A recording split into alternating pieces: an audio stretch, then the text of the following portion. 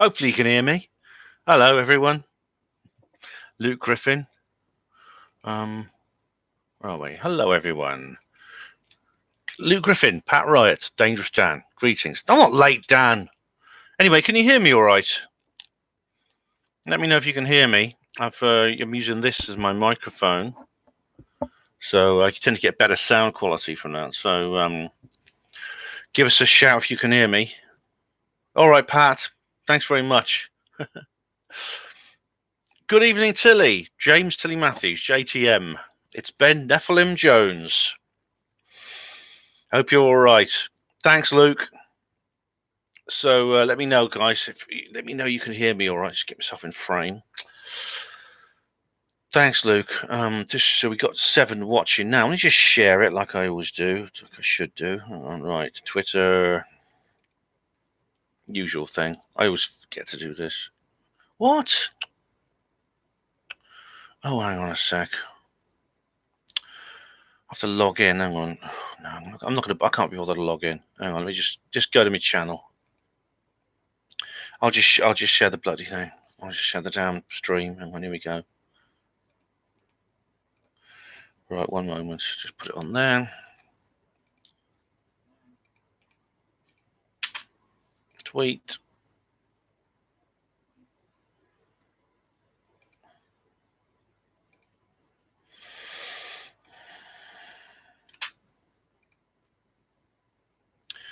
Right.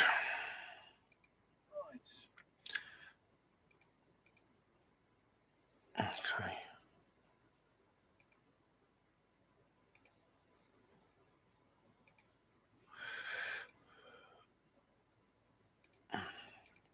Okay, Lisa. Hello, Lisa. How are you? Hello, Legend Real. Hello, Lisa. Hi, James Tilly Matthews. How are you? Just sorting this out with everyone. Some reason on Facebook it's all gone weird. Hang on.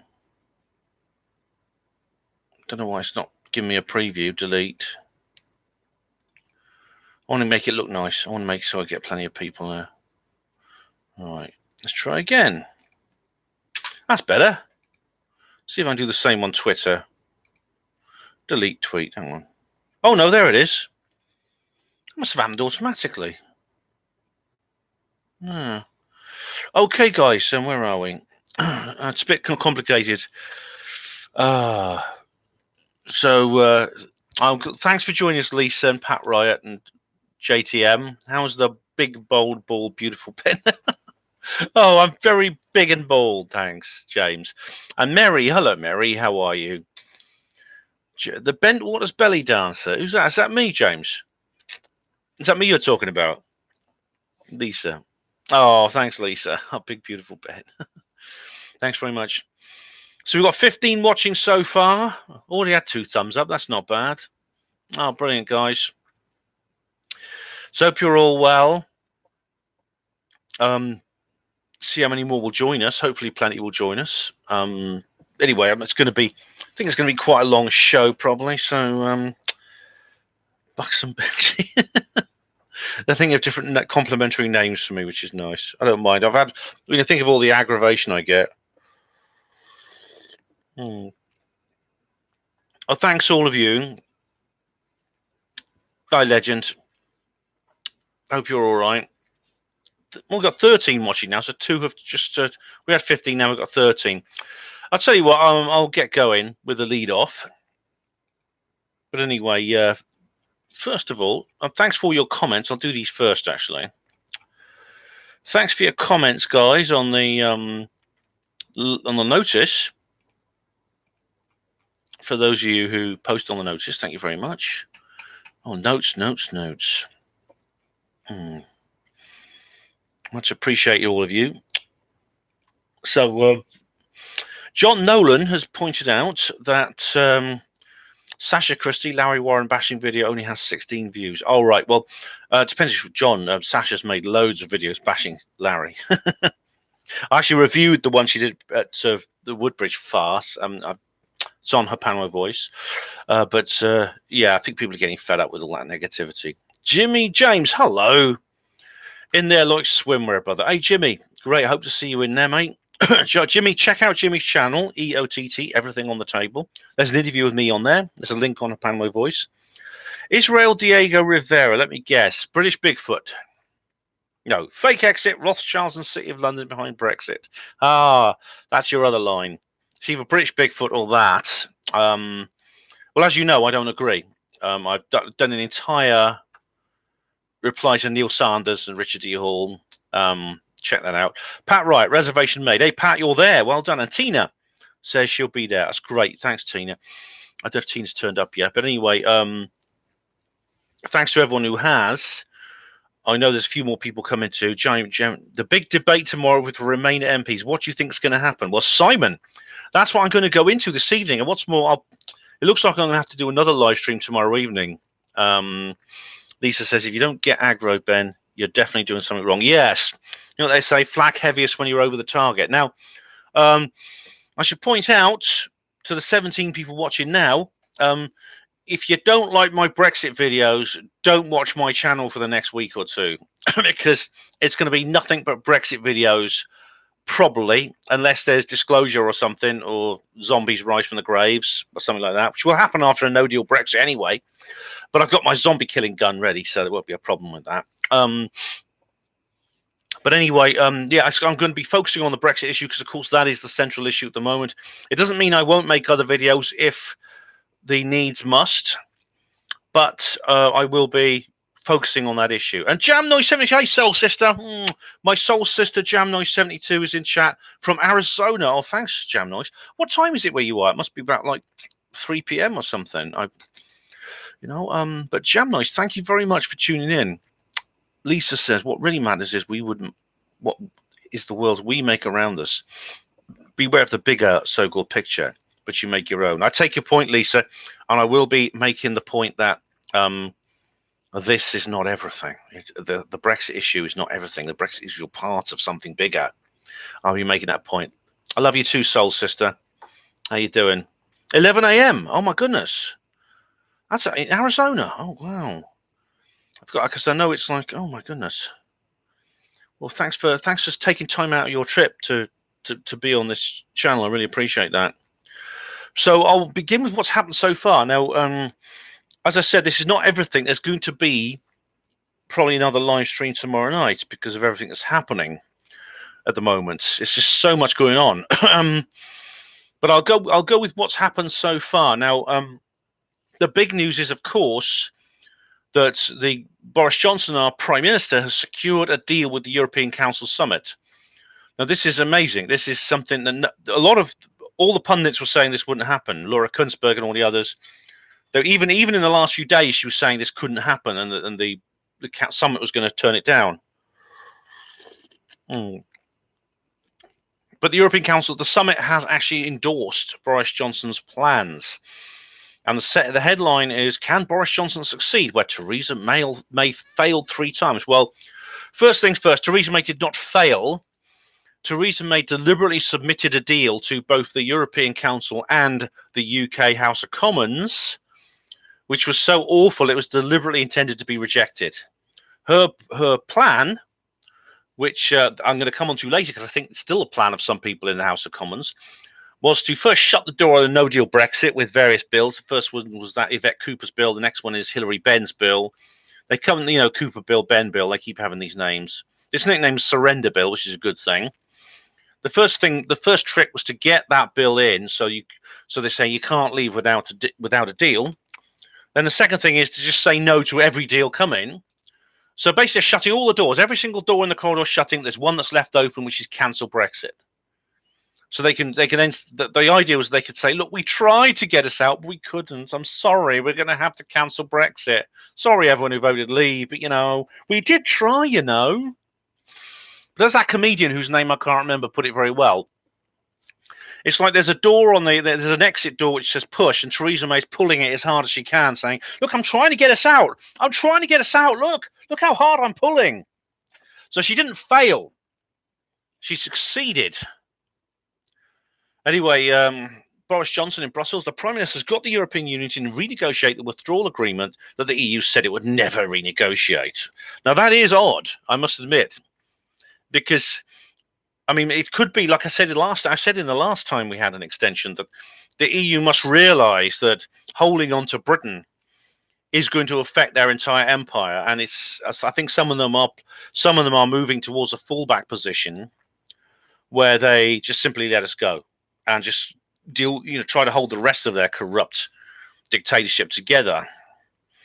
But so this it looks like that's their plan, because they have endorsed the leaving deal now. All 27 member states, it says EU countries here, but then they're never called countries, they're called member states. They never use the word country or nation to refer to any constituent part of the EU. In the same way that in the United States, they never call Texas or California or Arizona a country, do they? Unless someone said that to Jam Noise, I don't know. She's there. But they always call them states, and they call the EU nations member states. But they have formally announced a new agreement with the UK, according to the spokesman for the European Council, President Donald Tusk. A readout of the Council meeting says the European Commission, the European Parliament, and the EU Council should take the necessary steps. The agreement can come into force on the 1st of November. That's the first day after Brexit. Now, European Commission is not a problem because, well, the guy, Claude Juncker, who is actually the he's actually the president of the Commission, former president of Luxembourg, Prime Minister of Luxembourg. He's all in favour of not granting any extension and to endorse the deal. The European Parliament won't be a problem because the European Parliament is just there for show. The European Parliament literally has no power at all. This is why, I don't even know the name of my MEP, and most people don't. It's useless. It's there just to make it look like the decision making is sort of spread out, and it's actually the European Commission that makes the decisions in the EU. So the problem is the UK Parliament. Now, I'll come on to that in a minute. But anyway, there's no mention of whether leaders would support a potential extension should the deal fail to pass the British Parliament on Sunday. Although I know that Juncker has said he advises them to be no extension should be given. And so I hope if extension is given, well, we'll cross that bridge when we come to it. But anyway, we have. You've seen all the things the things that Boris has been doing. I mean, the effort he's been going to. I mean, the difference between him and Theresa May is incredible. You could see Theresa May just trying to screw the whole thing up, whereas Boris was just specifically trying to work in a way which made it hard for the European leaders to turn him down. And you saw him meeting with Leo Varadkar, the Irish Taoiseach, walking around somewhere, talking to him.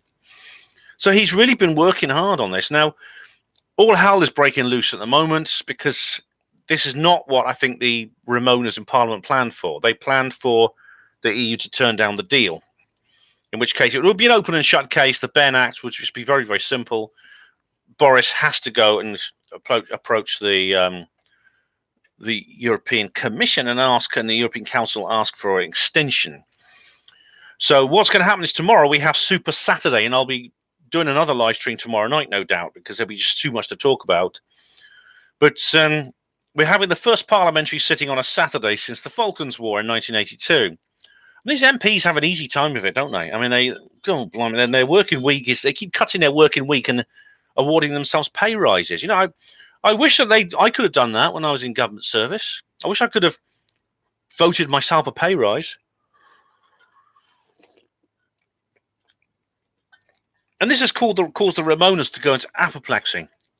People like Joe Swinson and Jeremy Corbyn, they've been making complete fools of themselves. It's so bad. I mean, it's so bad for them and so good for us. I mean, really, they can't win this no matter what happens.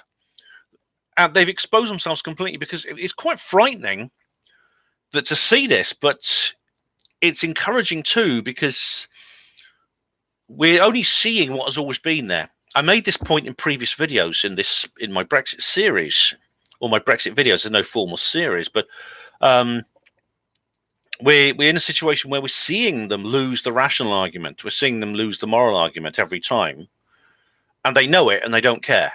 They just say, we don't care, we just want our own. We just want our way. End of story. And they've always done that, but now we can see them doing it. Their secrecy is gone. Their cards have fallen to the table. The mask has slipped. They are showing themselves for everyone exactly as they are. And that's really, really quite amazing. So I just, we've got now 26 people watching. I'm just going to let you know that, let me just say hello to everyone who's arrived. Hello, Tina. How are you? Yeah, I'm going to watch the new show with Andrew Johnson. The new Rich Planet show with Andrew Johnson has just been uploaded, so I'll check that out. James Tinney Matthews is now calling me a big bald bobo bouncy ball. Is that Boris or me? The world's only vacuum testicles. No, exactly, yeah.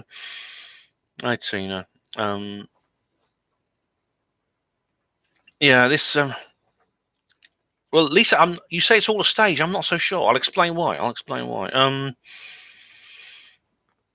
And Lisa, you make a good point. Whatever happens to the big bad world, you just got to love those around you. Enjoy what you can. Yeah.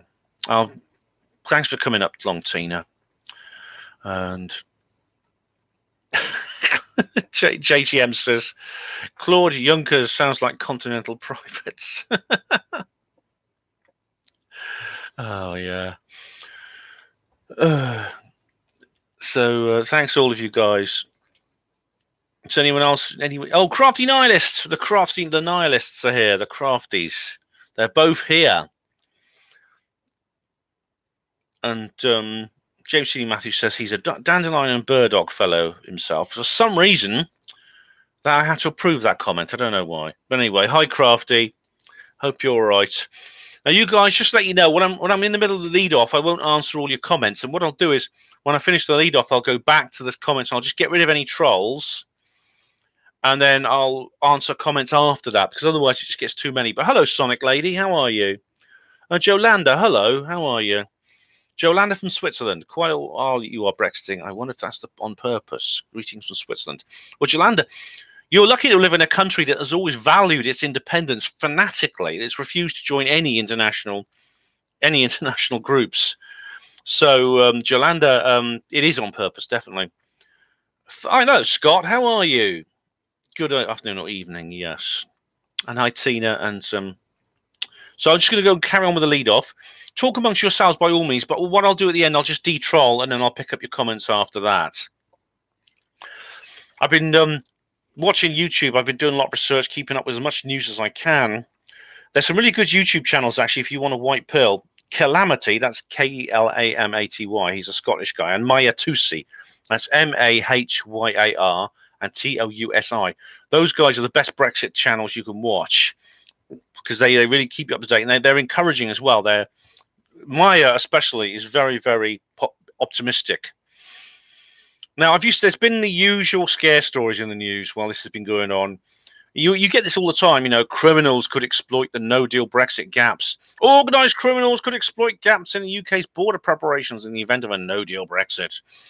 The National Audit Office has said new border control systems could be used to commit fraud or smuggle goods.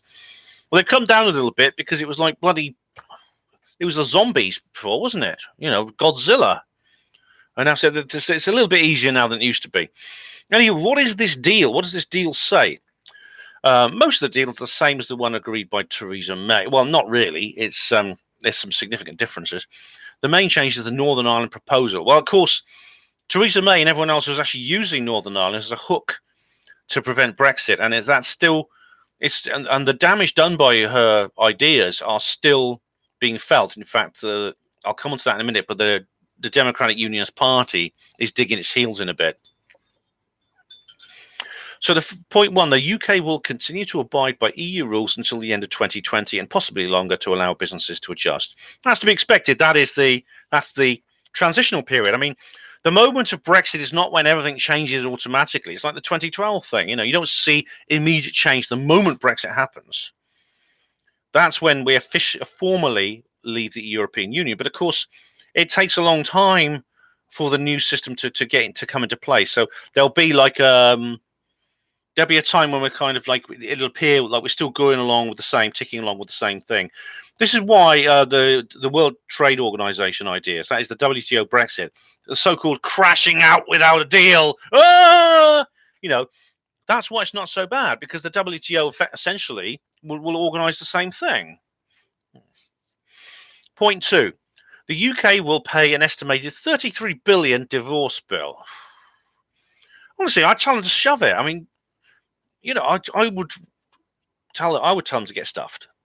I'd say, look, we're leaving. The whole Britain's entry into the European Union was illegal. I'll say that's a point that has to be made, which Boris hasn't made, but he should. Is that Britain's entry into the EU was an act of treason. The creation of the EU was an act of treason for every member state that's been sucked into it. You don't pay money to a criminal for imprisoning you. You don't pay money to your kidnappers. What you do is you escape, you call the police, then the kidnappers get locked up.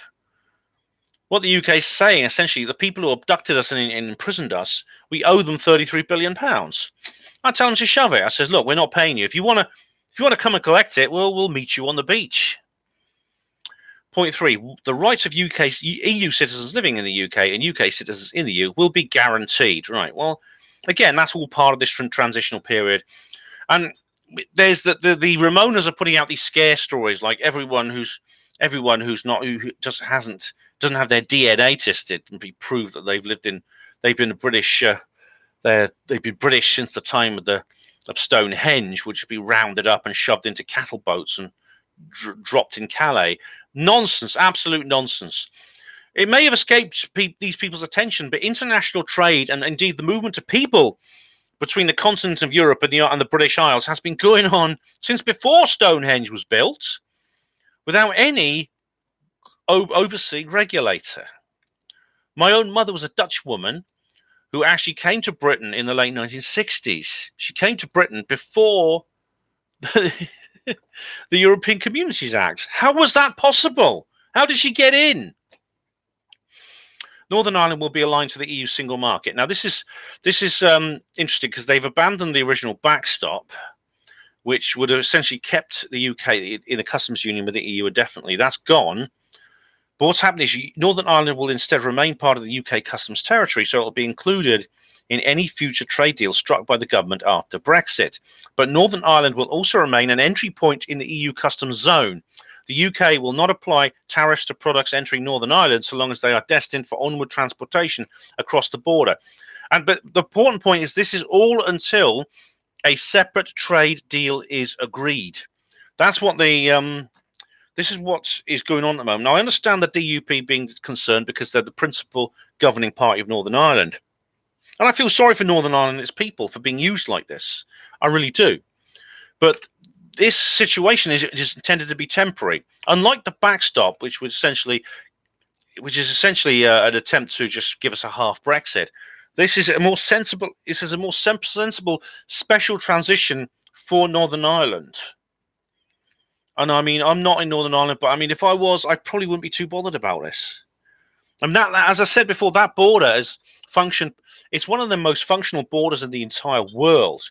I mean, it was established in 1919 with the partitioning of Ireland, and whether that's a good or bad thing, I mean, I don't know. But I wasn't there at the time. I don't know what it was like during the creation of the Irish Free State. But the fact of the matter is, it was always designed for free movement and free travel. Dual citizenship for people on both sides of that border, so everyone can be a citizen of both countries. And it's functioned so well that really it's treated as if it's not there.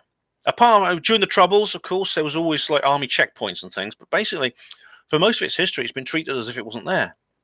It goes diagonally across some roads. It goes through people's houses. There's people who live on one side, work on the other. It goes through towns. It literally goes through some people's houses and their houses in both countries, and no one cares because of the Anglo-Irish agreement. So it's always been a sham that suddenly, after all this completely and utterly seamless, this kind of seamless and almost effortless workings of this border, suddenly it becomes this horrible line in the sand, which is designed to stop Brexit. I said at the time, I said, this is just an excuse. I said this to Caroline Stevens. It's just an excuse to try and stop Brexit. It's just an obstacle. It's an artificial obstacle thrown in the way. Next point. I can't remember what number it is. These are just bullet points. A joint EU-UK committee will decide which goods are at risk of entering the single market, and the UK will collect EU tariffs from them on behalf of the EU. Again, it sounds complicated. This committee will probably consist of quite a few hundred people. However, it's literally only until we can organise proper trade deals, and indeed later bilateral trade deals. And indeed, whether the same would happen if it was WTO, whether it's Boris's deal. Next point, the Northern Ireland Assembly, which has been suspended since January 2017, will get a vote every 4 years on whether to continue with the new trading arrangements. Well, there you are. This is the devolved Northern Ireland government is back in the saddle. You think the DUP would be happy with that? You think Sinn Féin would be happy with that? They are now, it's given them an excuse essentially to re-establish themselves. Final bullet point, the decision would be based on a simple majority rather than requiring a majority of both unionists and nationalists to support the rules in order for them to pass. There you go, you see. So this is actually going to do a lot of good for people. Say that this will reignite the troubles. Well, I don't see why. I mean, no one's really given a good explanation of why that is. What it will do is, in a sense, it will maybe make these two sides realize how much they have in common. Now, you may have seen some of the headlines about the Benn Act. Now, the Benn Act, because it's named after Hilary Benn, who's the son of Tony Benn, who must be spinning in his grave to see what his bloody son is up to, honestly, because Tony Benn was one of the guys who stood up against all this in the years before it even happened. He saw it coming. He's one of the few guys who had the intelligence to see what was coming down the line. He warned people in 1973. He said, this is going to be United States of Europe. It's a stealth federation. It's a creation of a federation by stealth. No one believed him. They voted in 1975 to join the common market, and the rest is history. So the Surrender Act, I'll call it that because it's appropriate, is the main obstacle to this, although it's been significantly weakened by the EU accepting the deal, because now the thing is, now anyone who goes along with this and votes against the deal and tries to implement this act is going to sound like, it's going to look like a just complete curmudgeon, which is what they are. But it's going to be very obvious that they're simply sticking their oar in. They're simply trying to trip everyone up. And I wonder if they could actually get away with that. I think that's just a bit too obvious. The good news is there's many ways that Boris can get around the Surrender Act. One of these is through the Vienna Convention of the Laws of Treaties. This was signed in May 1969, effective 1980, 45 signatures.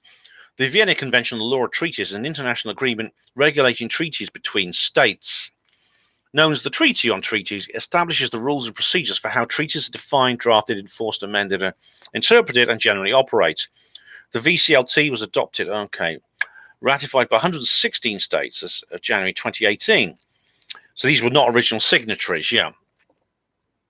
Anyway, the Article 51 of the Vienna Convention on the Law of Treaties talks about coercion of a representative of a state.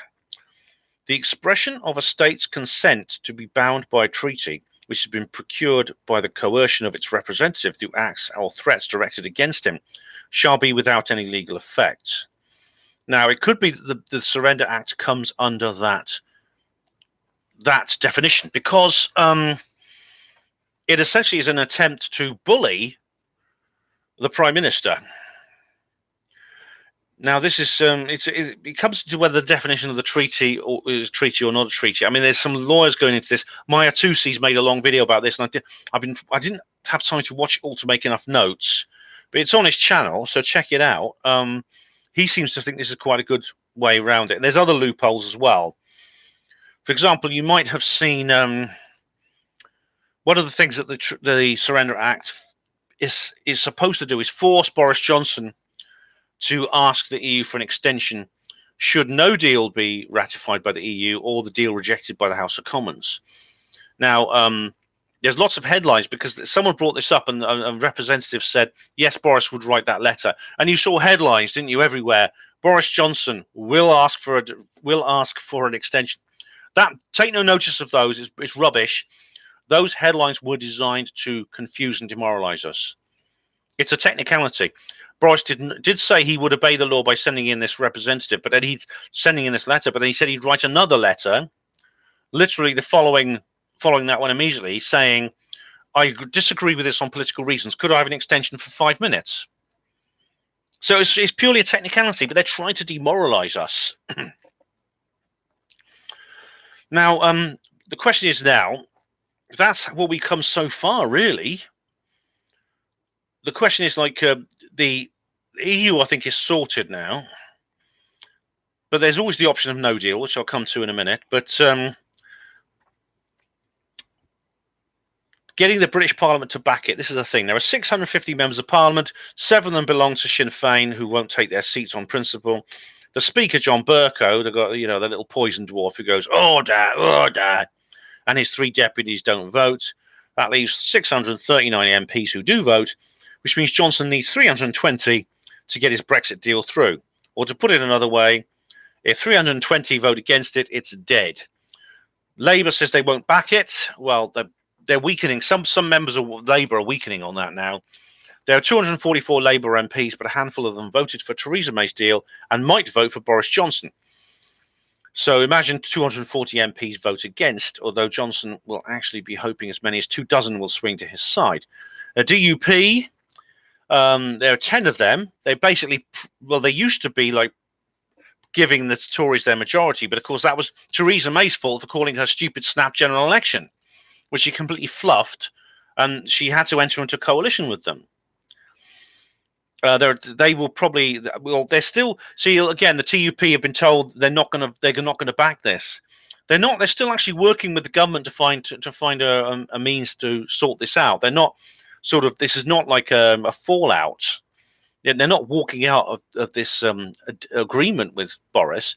It's, again, they're more concerned about, again, they're talking, there's a couple of points they want amended, but they're not against the entire deal. So it all depends whether Boris can, like, if Boris can get something sorted out by tomorrow afternoon or so when they vote, then the DUP will back it. But anyway, if you take DUP, that makes 250 against. SNP, Plaid Cymru, the Independent Group for Change. Oh, ugh. Oh, what they're called now. They used to be Change UK. Now they changed their name to Cuck, I used to call them, which is a good name. The Greens. They're like to vote against Johnson's deal. Everyone's against Boris, aren't they? That's 295. Then there's the Lib Dems. Oh, God. There are 19 of them. They're all going to vote. That's 313 against. Suppose that comes to 314, leaving Johnson's deal dangerously close to defeat. But he could corral all the remaining lawmakers to back him, so he squeaks with 326 to 313. Most of the Tories will back the deal, and as many of the independents who were conservatives until Johnson kicked them out of the party, voting against him in the past. The optimistic estimates put the number of current and former conservatives in Johnson's corner around 305. But that leaves between 12 to 24 votes that could go either way, even without a significant rebellion from the Tories, who call themselves the European Research Groups and a Brexiteer hawks. Boris Johnson started his premiership with an unprecedented string of defeats in a row. Saturday's vote will arguably be the most important yet, and the results are too close to call. And that's true. It's all up in the air at the moment. We have a deal or no deal vote tomorrow. So we'll see how it goes. But anyway, on to another subject. Nigel Farage. Have you seen his latest video? I couldn't believe it. Nigel Farage said that Boris should actually back the extension. I don't know why he keeps trying to undermine Boris. Maybe it's personal. Maybe it's just some kind of personal rivalry. I don't know. But let me just come up with something he did a little while ago. You see, he did this a couple of years ago. This was actually January last year. He said he was on The Right Stuff on Channel 5, and he said he thought that it might be a good idea to have a second referendum on Britain's membership of the European Union. He said that it would be the only way to silence the anti-Brexit agitators once and for all. He felt that more people would vote Leave than the second time. And I thought to myself, what the hell is he thinking about? This figurehead of the British independence movement saying that. I mean, that's incredibly irresponsible. You know, firstly, it would invalidate the original referendum by having another one. Secondly, it could well go against him. In which case, what would he do then? And thirdly, it wouldn't, even if it came down as Leave, it wouldn't shut the Remainers up, because then they'd just start asking for a third referendum, wouldn't they? And they say, well, we've had two, so why not have a third one? I mean, Nigel Farage, sometimes he says such good things, like when he called that woman, and he called that MEP the other day, "You stuck-up, patronising snob," he called her. And I thought, nice one, Nigel. And then he comes out with something like this. Now he's saying that Boris is making a mistake. Boris should swallow humble pie, and he should go and ask for an extension. And I watched this video, my jaw dropped, and I thought, what the hell? This is, every so often, Farage just seems to lose his wits and come out with all kinds of irresponsible, reckless crap, which could come back to bite him at any time. And indeed, it lends weight to the idea that he's some kind of controlled opposition, in my view. I don't say things like that lightly, as you know.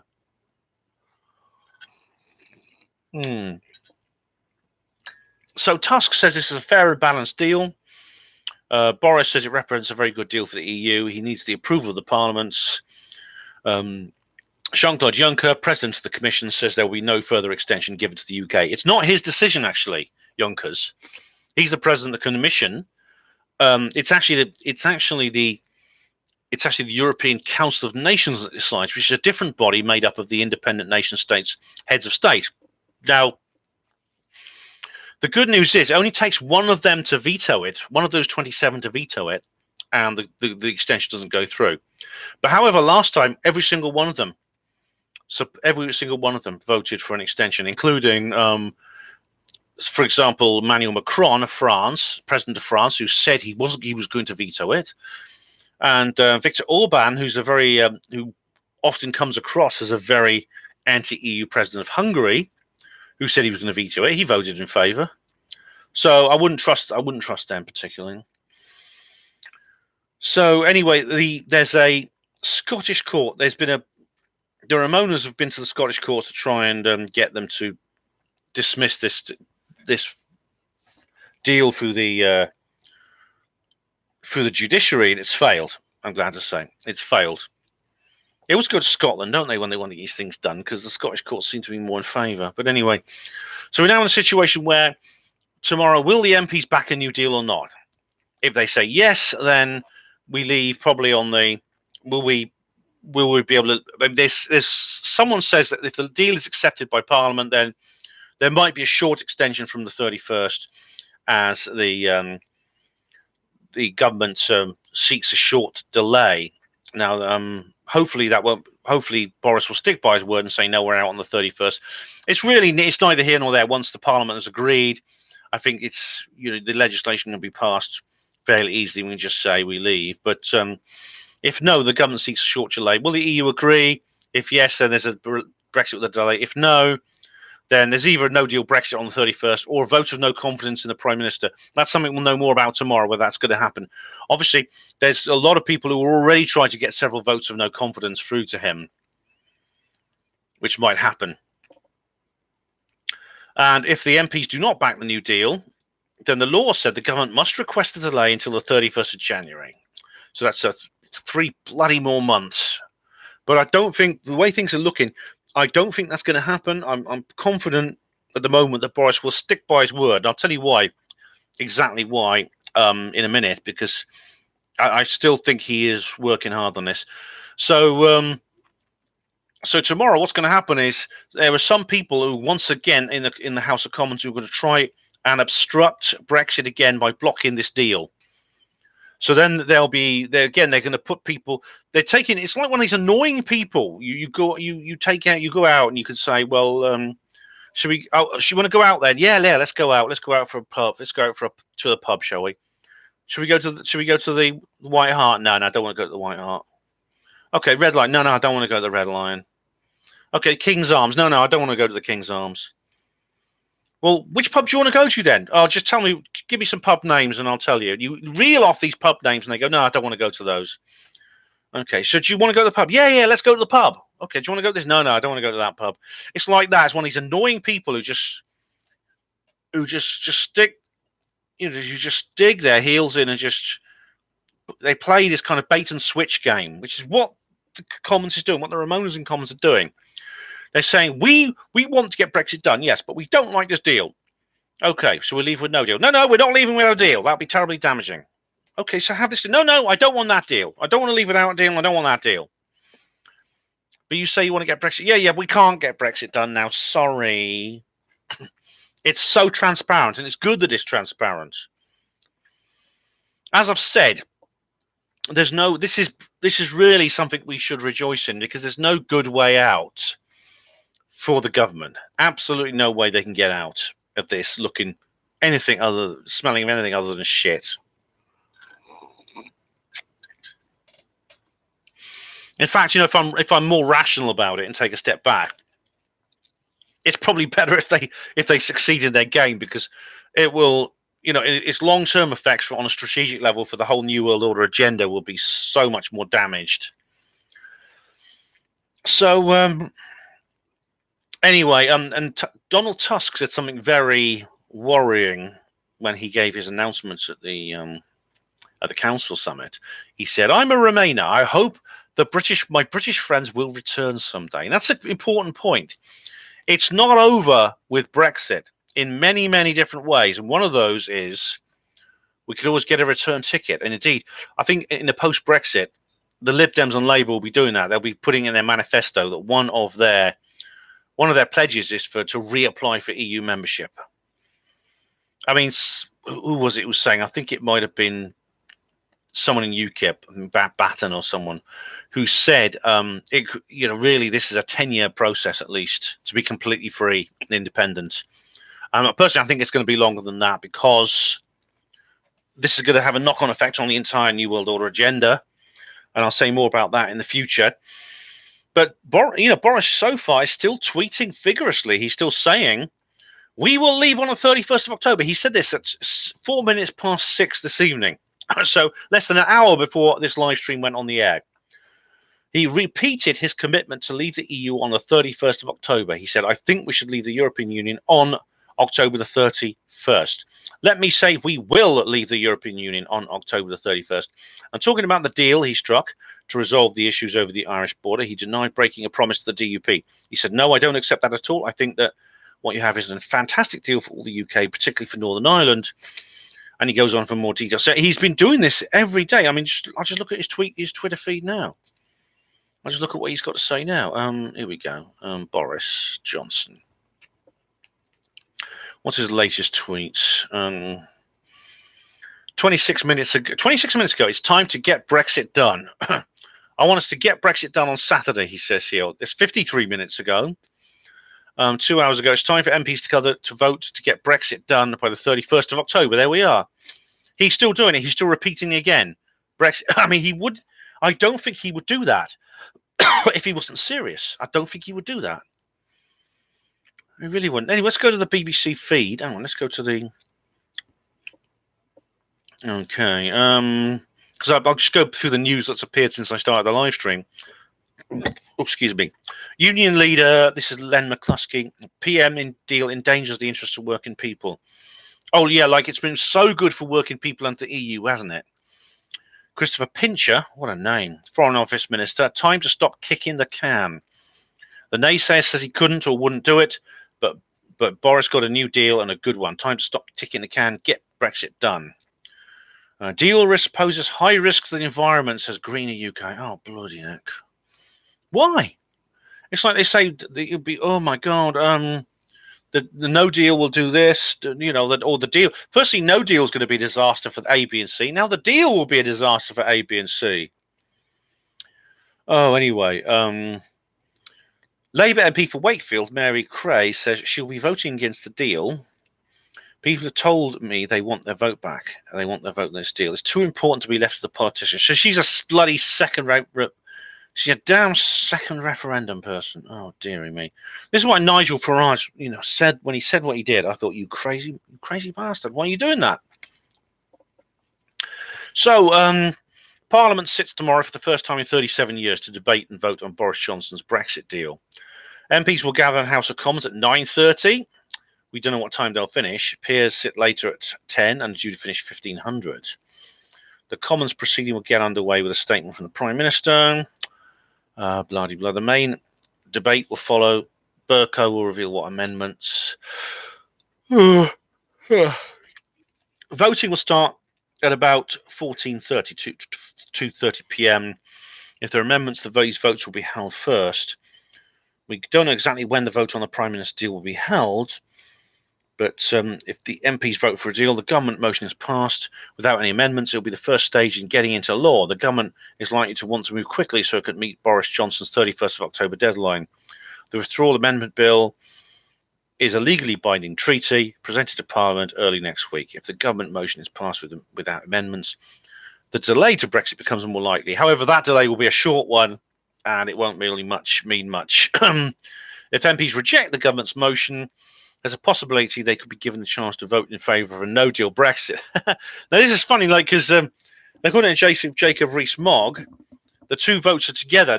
Now Maya Tusi was saying this, that Boris has wangled it so that no deal is, if you vote against his deal, you're automatically voting for no deal. I don't know exactly how that works because there's the Surrender Act, but they're saying there's a chance to vote in favour of a no deal Brexit, which probably won't happen, which will probably be defeated again by these Ramonas. So with no approval for either deal or no deal, the Prime Minister would have to write to the EU to request a Brexit extension. Well, I think he seems pretty determined not to do that. There's a list of amendments from various people that are clearly designed to obstruct. For example, Ian Blackford of the SNP. He's a horrible little ball bag, as Calamity calls him. I'm not even going to read these out because these are simply designed to try and stop the deal from happening. So that's it. So we'll find out more tomorrow what's going on. But anyway, I'm just now going to go through your comments and see what you have to say about this. Where are we? Yeah.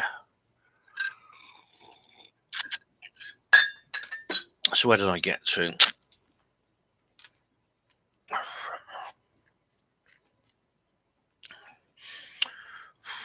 Okay, I'm just going to go. I'm not going to answer these comments now, simply because I don't want it would just be too much otherwise. I'm simply going to delete any trolls that turn up. Most of you are like talking about yourselves, which is cool. No trolls tonight. That's good. It's good. Don't want trolls.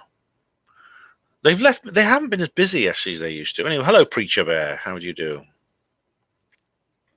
Nigel wants more EU paychecks. Yes. Hello, Stephen. How are you? Nice to see you.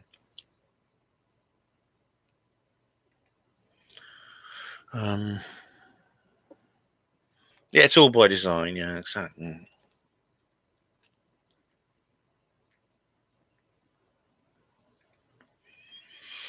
Hmm.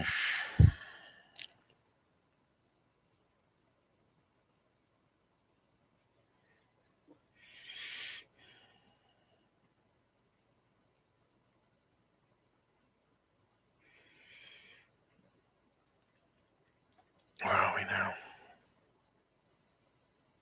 Just trying to see where I got to. It just slipped to the bottom again. Right, just any green sky. Interestingly, there seems to be few chemtrails. Tina has been noticing this. There seems to be a lack of chemtrails at the moment for some reason. I thought it was very interesting because when I went off to probe, I heard there was this thing. I think it was one of the last QAnon posts that said Trump had stopped the chemtrails, and sure enough, I haven't seen any since then. So that's weird, isn't it? Hello, videos from the underground. So thanks, guys. Thanks all for your comments here. There's nothing wrong with Jesus. Where are we now? Israel Diego Rivera. Ben, you have got Brexit wrong from the start. The City of London and Rothschild are behind Brexit. I know you've told me that before, Diego, and I don't agree. I've done an entire video called Why 2016 Matters, where I explain that. It's essentially an answer to Neil Sanders, because he's a 2016 denier. He's just been on Unite Planet doing a long talk about it. But it's not that. I think this, you could see quite clearly for many reasons, which I've gone into, exactly why I think this is a fundamental breakdown of the New World Order process. It really is. Same with getting Trump elected. And I know that there's lots of anti-2016ers who say, no, Trump's just another insider. But he's not. He's really not. And Brexit was not meant to happen. It really is not. I don't think. In what way does it show the hands? In what way does the deal, Johnson's deal, show the hands of the Rothschilds, Diego? In what way? Stephen says the thing is, politicians sold us down the river by not asking us from the start. Yeah, well, quite so. I mean, of course, they didn't ask us from the start because they knew we'd say no. If they said we're going to have a United States of Europe, everyone would turn it down. So they say we're going to enter into a common market. And it's like this has been going on since 1920 when the Pan-Europa movement began, with the publication of Richard Count von Coudenhove-Kalergi's book. And they couldn't, even back then, they realized they couldn't do it all in one go. They couldn't just say to people, we're going to do this. They couldn't say, well, they couldn't do it openly. It's unlike the establishment of the United States of America, for example. It had to be done covertly by gradualism. So this is why when the European Communities Act came in, it's just called the European Communities Act. It wasn't called the European Federation Act. But even though that's what it actually was. And since then, there's been other things such as the Maastricht Treaty, the Lisbon Treaty, the European Constitution, and things like that. Hello, Phuket. How are you? James T. Matthews says 2 words. Roy Cohn. I've heard of him. Is he a singer? Oh no! Someone I was talking about Roy Cohn the other day. Let me just Google him because I was listening to something talking about Roy Cohn. Roy Cohn, American lawyer known for being Senator Joseph McCarthy's chief counsel. Oh right, yeah, that's where I heard it because I was watching a thing about it. Yeah, funny enough, I noticed that what's his name looks like McCarthy, doesn't it? Looks like Joe McCarthy. Fat Dracula. What's he called? One of the senators. He looks like McCarthy. He ran for president against Trump. And his name will come to me in a minute. Yeah. So I think they did sell us down the river, but now that you see them selling us down the river has become so obvious it can't work.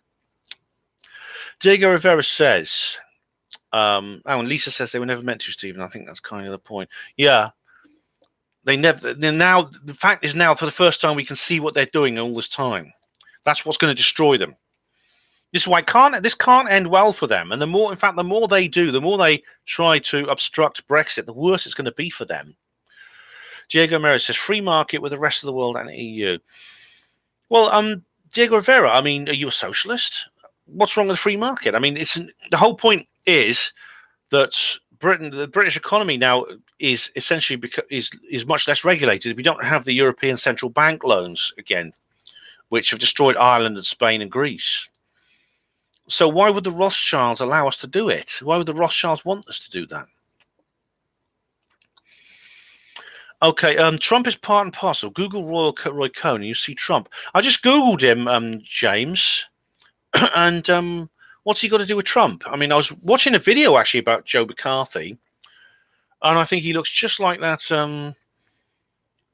He looks just like this guy who was president. I wonder if they're a clone or something. Videos from the underground. Excuse me. We have social media now to resist the New World Order. The only way they can fight back is to gaslight everyone involved who can be trusted. Lisa Phillips, Lisa says we are the cattle to these people. Yes, we are. They literally regard us as subhuman. They really do. Steven says David Icke stepping stones. Yeah, that's what the European Communities Act was, and indeed David uses that as an example. Lisa says it's up to us to show we are not. Well, we are showing them that now, Lisa, aren't we? Yeah.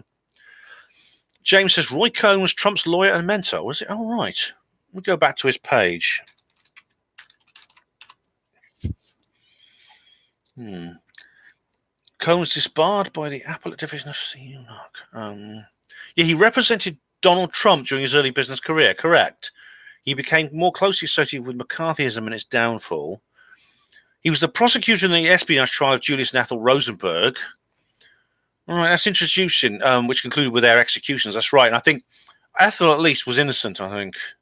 I certainly don't think either of them deserve to be electrocuted, but I've been looking up about spies lately because of my new book. So I see what you mean. Okay, well, James, I'll have to look more into that to understand Trump. But I have read Neil Sanders' articles, I've watched his interviews, and I've written a piece by piece, rebuttal to that. So, I mean, I have actually studied this. I mean, it's all very complicated.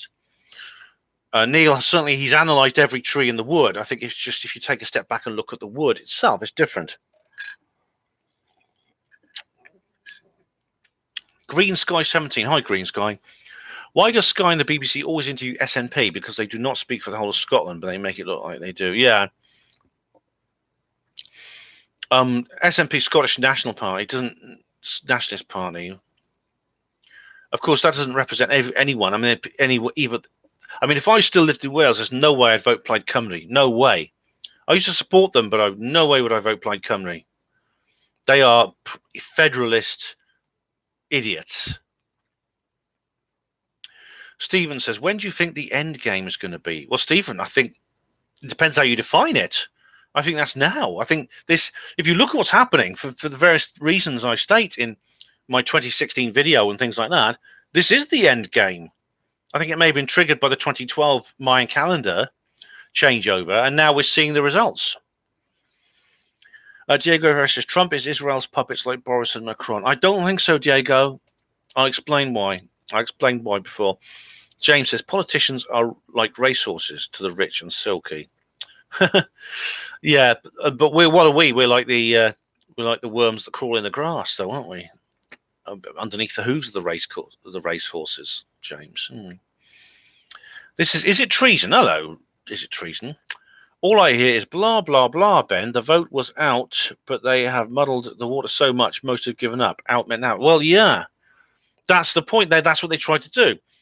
And, if the worst thing that could have happened from our perspective, I think, was simply to honour the referendum from day one. Because if they'd done that, they'd have maintained the illusion. We'd have had Brexit by now, but they would have maintained the illusion. What they've done now, the route they've gone down now, this rabbit hole they've dug themselves into, and they've dug themselves out so deep now they can't get out. They've really painted themselves into a corner. It's been far worse for them. Far, far worse. Lisa says, I still feel that as far as black and white energy goes, the never-ending chessboard and all that, Trump is still sitting to the white side, no matter how it seems. Yeah. I mean, he definitely is, yeah. I think he was, I said all through 2015, that guy will never, ever become US president. Same in 2016. I said, there's no way that guy's going to become US president. There's not a chance. He doesn't have a chance in hell. Stephen says, I think it's going to be between 2030 and 2050. Well, it depends. What do you mean by the end game? Do you mean the beginning of the end or the end of the beginning? It's a process. It's a process that could take many decades. Yet, it could even take several lifetimes. But it is underway now. It's going on right now. James says, Cohn was a lawyer in New York, intimately involved with people trafficking and sexual compromising, connected to the mod Capitol Hill, and Trump is the swamp. James, I'll have to look more into that. It says that he was his lawyer. He was Trump's lawyer when he was a businessman. And of course he was involved with the Red Scare. I'll have to look more into that. But the thing is, why Trump, you'd think Trump has never been really in a political office, nor has he been. He's never really been involved politically until his run for president formally, which to me indicates that he is a wild card. The way that the establishment was so much against him, in a way that's not just a feint. It can't simply be for show. That's my thesis I present. Diego Vera, that is the new world order, free market between all countries. EU was the first step, integration of European markets. It's not. No, absolutely not. I mean, the New World Order is much more like Agenda 21 with a resource-based planned economy. The New World Order is much, much more like a very extreme form of communism, not capitalism. Hello, Ben Perryman. How are you? 69 Phuket. I voted out just to shake things up and to counter globalization. Nothing to do with foreign workers, etc. Exactly. I'm saying, Richard Dawkins would probably say, oh, he'd probably slag you off. Oh, Richard Dawkins drives me on the bloody bend. Oh, dear. Have you seen my video? Richard Dawkins patronizing Git. I was being polite to him now, I tell you. James, Trump can't compete with his own past. Well, I've looked into some of the things in his past. I mean, for example, he's done a lot of good for New York. I mean, in 1970s, it's in Adam Curtis's hypernormalization film. He talks about how Trump rejuvenated New York City, which helped reduce the crime rate, create jobs, things like that. 69 Phuket. It's just shown how incompetent the system is. 60 Phuket. Yeah, the system is actually not. It is incompetent now. It never used to be. It used to be. It never made the kind of mistakes. I can't see any other event in history where it's making the kind of mistakes that it's making now. I really can't. I can't see anything like it. Where are we? Lisa says the thing is, James, they all have a past. They have to get on, because without a means to blackmail major stages, they would enter the game quite honestly. Well, Lisa, you see, having a past, I don't think Trump has that kind of past, because honestly, they would have played that card by now. I mean, you see, like a lot of sensationalism and lies being told about Trump and his connections to Epstein. You remember him? I know you guys remember him. A lot of other people have forgotten him. But Trump, if Trump had, for example, been in a compromising situation with like underage girls or something like that, they would have slapped that card down by now, or they would have threatened to. The only reason they haven't played that card, either to expose him or threaten to expose him, is because there's nothing to expose. That's the only conclusion I can come to. I mean, you have people like Stormy Daniels saying, "Oh, Trump grabbed my pussy," or things like that. That's kid stuff. I mean, yeah. I mean, maybe he did play for the away team a couple of times, but for goodness' sake, I mean, she's a consenting adult. There's nothing compared to what's being said about the little black book with Prince Andrew and Bill Clinton in. You know, it's absolutely nothing like that. It's nowhere near it. Stephen said, the government world government microchipping. Yeah, that's the plan, Stephen. That's where they're leading for. Already they have microchipping in Sweden. The European superstate is designed to be merged into a one world government. It's the Stalinist two-stage model. This is one of my fundamental disagreements with Neil Sanders, that he doesn't seem to grasp this. And I go into more details in my video. James says, exactly, Trump, Bobo, I think you mean Bojo, anyone in high office is controlled by these old Cold War mechanisms, Lisa.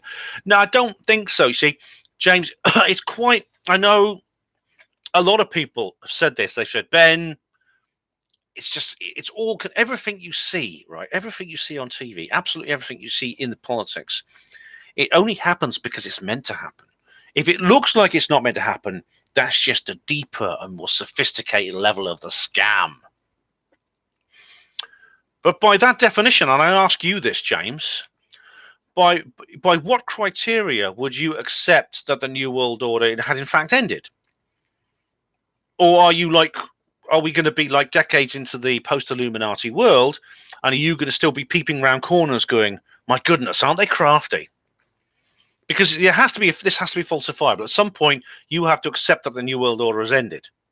By what would your definition of the post-Illuminati world be if this is not the start of that process?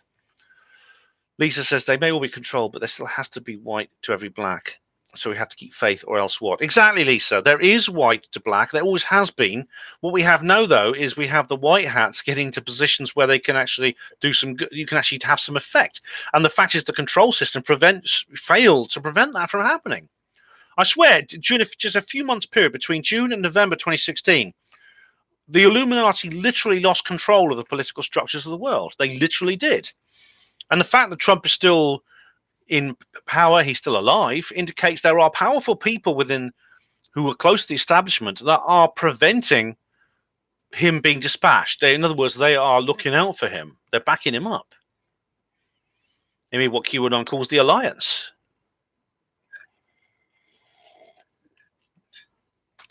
Diego Rivera says the New World Order won in 2016 was Zionist, Trump, and Rothschild Brexit. No, I've just explained. Well, firstly, Israel was backing Hillary Clinton. Saudi Arabia was backing Hillary Clinton. Saudi and Israel together, they donated more than $260 million to her campaign. So why would they so keen to support Hillary Clinton if Trump was their man? And the Rothschilds Brexit, I've just explained that, you know, a more decentralized economy is the opposite of what the New World Order is. The New World Order, as I said, is actually a form of communism. Odds and sods. Hello. Leave didn't win twice. Anti-globalists are normally ignored or have to win twice. Oh, more than twice. I tell you what, this is what Nigel Farage. This is why when Nigel Farage come out with that crap last year, oh, a second referendum wouldn't be so bad. I thought, you fool. That is an extraordinarily irresponsible thing to say. We don't just get ignored twice. We would get ignored a third time. Did you realise? And Farage doesn't realise this, or else he's lying and pretending that if we had a second referendum, not only would that invalidate the first one to begin with, essentially be a confession, well, the first one doesn't really matter, but it would be, it would essentially be saying, well, if that came down as leave, the Remainers would just say, no, it's not valid. The people didn't know what they were voting for. You know, I don't think they, I think we need, some of them will die within the next couple of years anyway. We need a third referendum. Literally, they will say that. In fact, the Ramona, what was his name? It was Jacques Delors, who's former Commission president. He said with the Maastricht Treaty, all the way back in the 90s, he said, when Denmark turned it down, they were given a second referendum. He said, Denmark is going to have to vote again and again. We're going to keep on giving them referendums until we get the result we want. They confessed that it's a fraud. They're confessing that it's a fraud.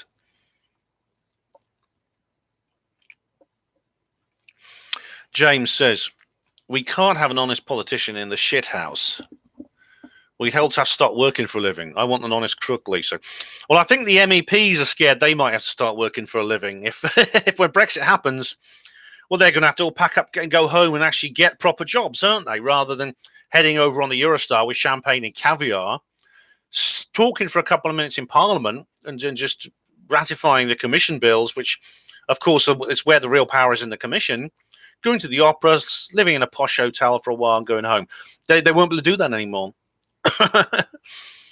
Yeah, Diego Rivera, they were building Trump for over 10 years to become president. Even the Simpsons predicted it.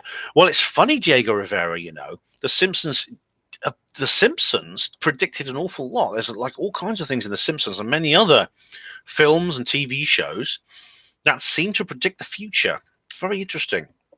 It's like the Matrix, he opens up his passport. When does Neo's passport expire? September the 11th, 2001. Yeah, it's weird, isn't it? And there was that Sandy Hook thing, remember that? It was one of the Batman movies. But again, building Trump for over 10 years to become president. So when they donated money to Hillary Clinton's campaign and not a single penny to Trump's, was that a way of covering their tracks? I mean, it seems an odd thing to do, doesn't it?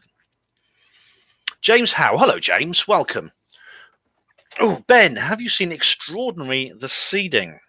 If so, what's your opinion of it? Let's have a look. I've heard of it. Where is it?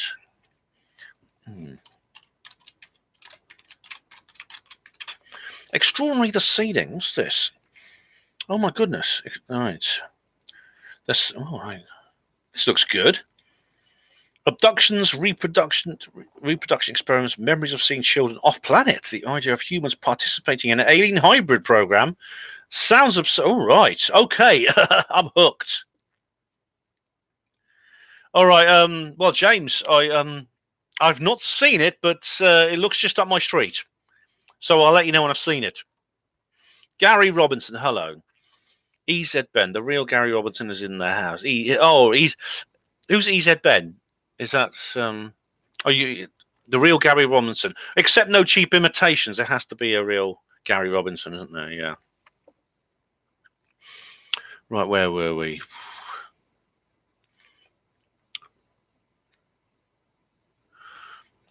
Okay, I've got to go scroll back up again because it keeps flicking to the bottom. James, Trump or no Trump, American foreign policy will not change in the fundamental. Geography dictates.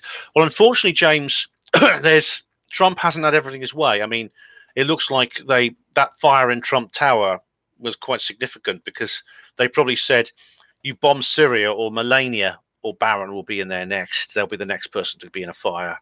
And so, unfortunately, Trump has been compromised. Whether he can hold out or not, whether he and his allies can hold out against this attempt, this empire striking back, I don't know.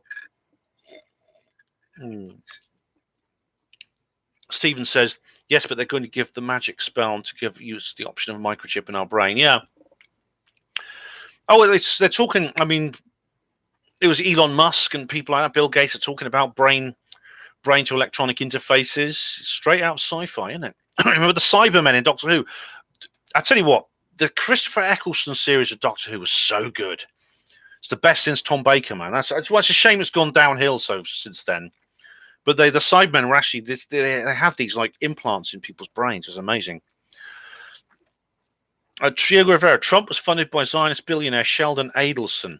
Right, I've never heard of Sheldon Adelson. In what way was he a Zionist? I mean, was he definitely a Zionist?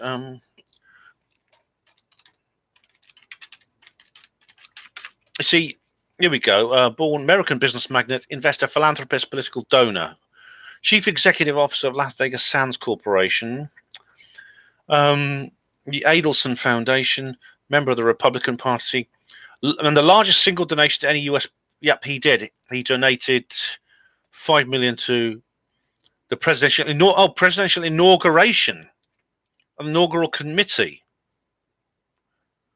It doesn't say anything about him. He's the largest. You see, he announced 25 million donations to Donald Trump's presidential campaign, making him the largest donor to the Trump campaign. Yeah, you're right. Yeah, he did fund. Yeah, he did. Now, the question is why he did that. Ideology. Let's have a look. First, he cites a foreign policy pointing to a Gallup poll that suggests Republicans are more supportive of Israel than the Democrats. Yeah. Well, I don't have the information to disagree with you right now, Diego Rivera. But I'd like to know why he did it, for what motives. Like I said, I don't deny that Trump has been compromised. I'm just saying that he's. So, I mean, I don't know much about this. I don't know enough about this subject to disagree with you. Stephen, they haven't won yet. This is nothing. They haven't indeed. In fact, they're losing right now, Stephen. This is why it's such a good time. This is such a wonderful period of history to live through. We could have been born any time, you know. We happen to be born now. It's great. As David says, it's a great time to be alive. James says, there is indeed a white and every black, Lisa, but how many people define light and shade of the situation, defines the process?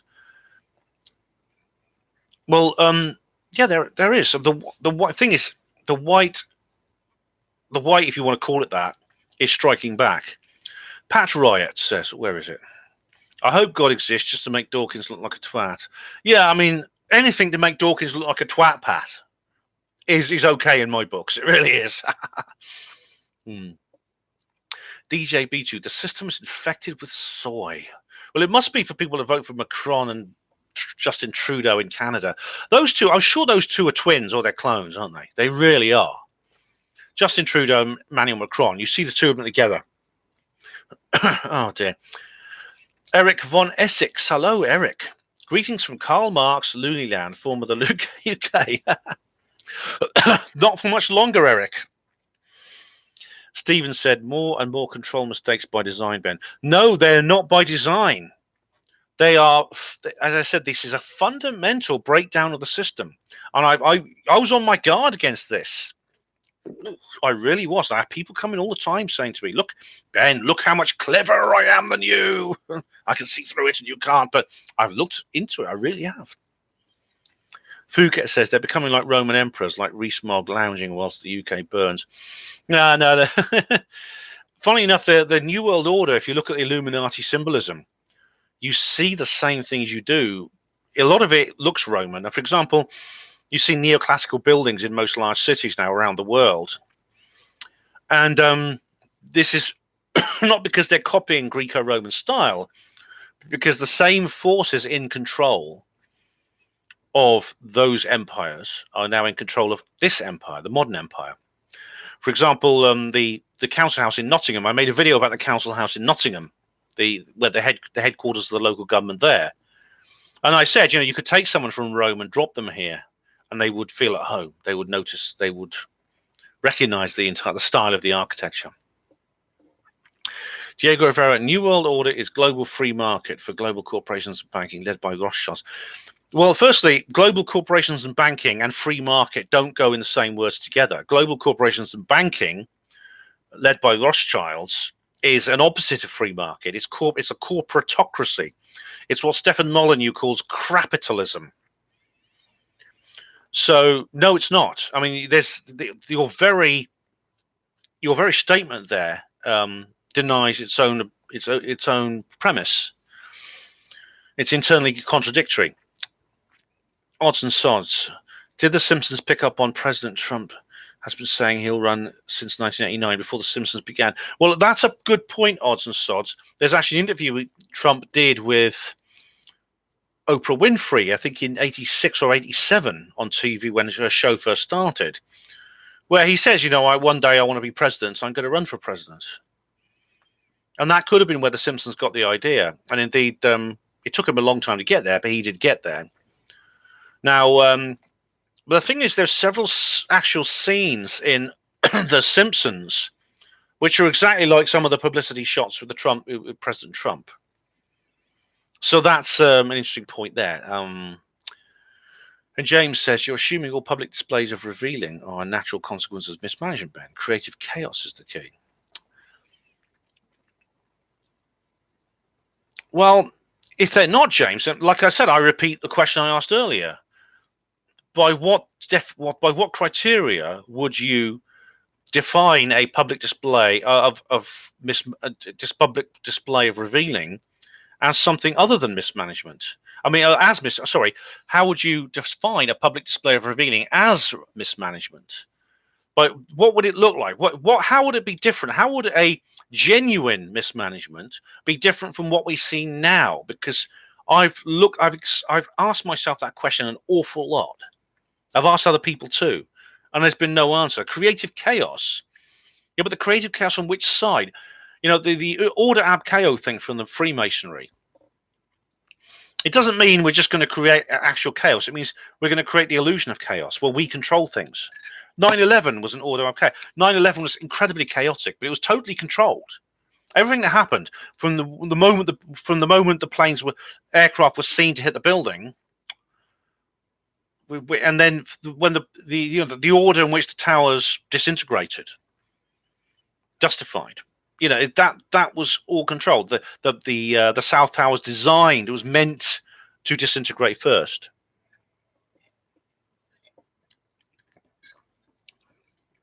Diego Rivera, even the English Bigfoot knows Brexit is part of the New World Order and the plan to protect the city of London. Well, Diego, if I'm walking in up near Boars Hill again and I see our big furry friend, I will ask him what he or she thinks of Brexit. James, no, not everything, just keystone concepts. What do you mean? Eric says, in ideological subversion is working like clockwork. I think it's working overtime. It's working like a very fast running clock, Eric, but it seems it's not doing the job it's supposed to do. Diego Rivera, Ben, can you ever admit that you're wrong? Yes. Like I said, if you can, like I said, I'm willing to debate these things. I've been wrong before. I admitted I was wrong when Trump got elected president, because I said there's no way he's even going to get past the primaries. I had to admit I was wrong. I was absolutely certain that Remain would win in the Brexit referendum. I had to admit I was wrong. Green Sky says, communism is the new game that the New World Order is playing because they invented it and everything you own will be owned by the state. Yes, Green Sky, exactly. It's whatever the intentions of Karl Marx were, it's obvious that he created something that was intended to be used for that purpose. And some people actually believe it's about freedom. You know, socialists and that believe, oh, it's freedom. It's freedom to give up everything to the state. Incredible. Stephen says, they are actors playing a part. Tony Blair is a fine actor. Well, some of them are, Stephen. Blair is a horrible... well, in fact, he's not acting now for the first time in his entire career. James, there cannot be a post-Illuminati world in the same way to an ancient Roman. There is no post-imperial Rome world. Well, yes, there could be. In fact, we had a taste of a post-Illuminati world between June and November 2016. You take away the Illuminati, it's a post-Illuminati world. Diego Rivera, Trump has done nothing apart from support Israel. Unfortunately, Diego, he has been compromised, as I said. But to say he's done nothing apart from support Israel, I think he has. Otherwise, he wouldn't be US president, would he? He would actually be prime minister of Israel. I mean, you couldn't be US president and just support another country, because then who would be looking after the country you're president of?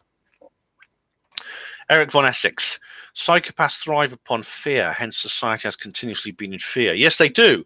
And fear is also intended to shut down people's rational minds, make us act out of emotion and not cognitive thought, and also to keep us downtrodden, to prevent us, basically, to make us sad, make us demoralized, make us afraid to do anything, because you might have your benefits cut if you do this, that, and the other, things like that, make you dependent on state benefits and things like that. Lisa says, I agree, Stephen, so that with that in mind, we shall keep abreast of all things, but again, create our own worlds within our own communities. Well, that's a good idea, and I know you've tried to do that, Lisa, and remember, we're both fond of that song by Michael Jackson, Man in the Mirror. I'm starting with a man in the mirror. I've got to make his change his ways. If you want to make a change, change yourself. It's a great song. James, crack a smile in hell, Lisa. Stephen, or just try to survive day to day, night to night. That's, Stephen, that's what the psychopathic fear regime is making us do. Eric, Nigel Farage, in my view, is controlled opposition. Well, the way, Eric, the way he's behaving, the way he behaves sometimes, what else could he be? I mean, if he's going to say such stupid things which he knows are incredibly destructive and just incredibly counterproductive, I'm going to ask myself, why? Why is he doing this? Diego Rivera, even Alex Jones admitted on his show that Trump was the Rothschild's choice. Smell the coffee, Ben. I didn't see Alex say that. I know Alex actually interviewed Trump. But, I don't agree with everything Alex Jones stands for. Smell the coffee. Now we're getting into the thing is, when you start talking like this, you're getting into I can see through the disinformation, but you can't poser mode. Okay, if that's your objective, I don't want to play that game. Okay, I will be the person you can feel superior to if you want. I'll be that person, because that is I keep getting comments from people like that over QAnon. And I suddenly realized these people actually are simply saying these things about Q for that reason. Because I wound them up a bit. I says, look, you need me, don't you? Because without me, you wouldn't have anyone to say these things about, and therefore your life would lose meaning. Phuket says the Roman ethos remains: Trump, Queen, Turkey guy, Putin, China, etc. Empire building. No, Phuket, no. Watch my video, Why 2060 Matters. I talk about Brexit. I talk about the whole thing. I talk about I talk about how it is something that really went wrong in the agenda. They're trying to. This is why they're working so hard to reel it all in and keep. It's damage control. That's what they're doing right now. They're trying to fix the leaks in the dike. Is it treason? Says, here we are, Ben. I'm in Liverpool, you're in Oxford, and people all over the world in touch and know what's going on. These politicians have been exposed and the lid is off. Trump and Brexit is a barometer. Yeah, barometer is a good word. I'm going to, as I've explained before, and I'll explain again, when Brexit happens, I'll be happy. But it's not the be all and end all. It is just it's just a step in the right direction. It's a start. It's something good that could happen. Trump's saying, Trump is not the end of the New World Order. He is someone who is in place because the New World Order agenda is weakening. James, we're not here to realize heaven on earth, but to lighten the darkness. That's a good way of putting it, James. Definitely. And Lisa's in the Wirral. Hi, Lisa. Yeah. And up we go again.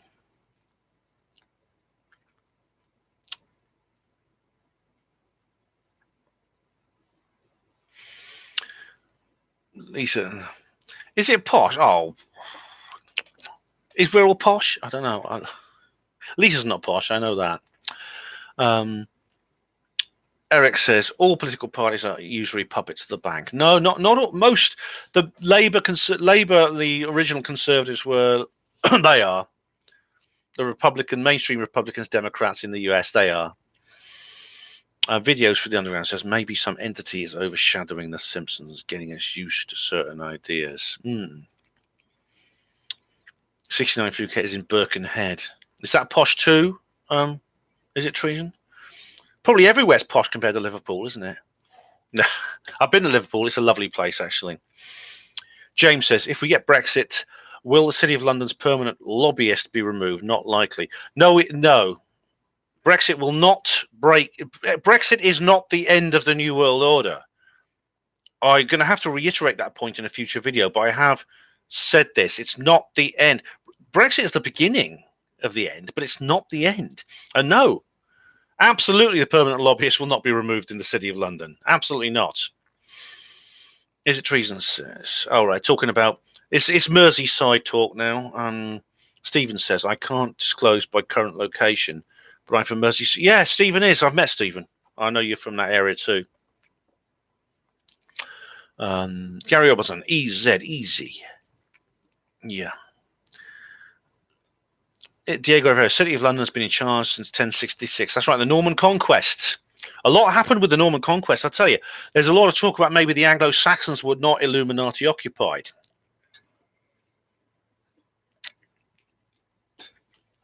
Eric von Essex. Question, I think it's question, not QAnon.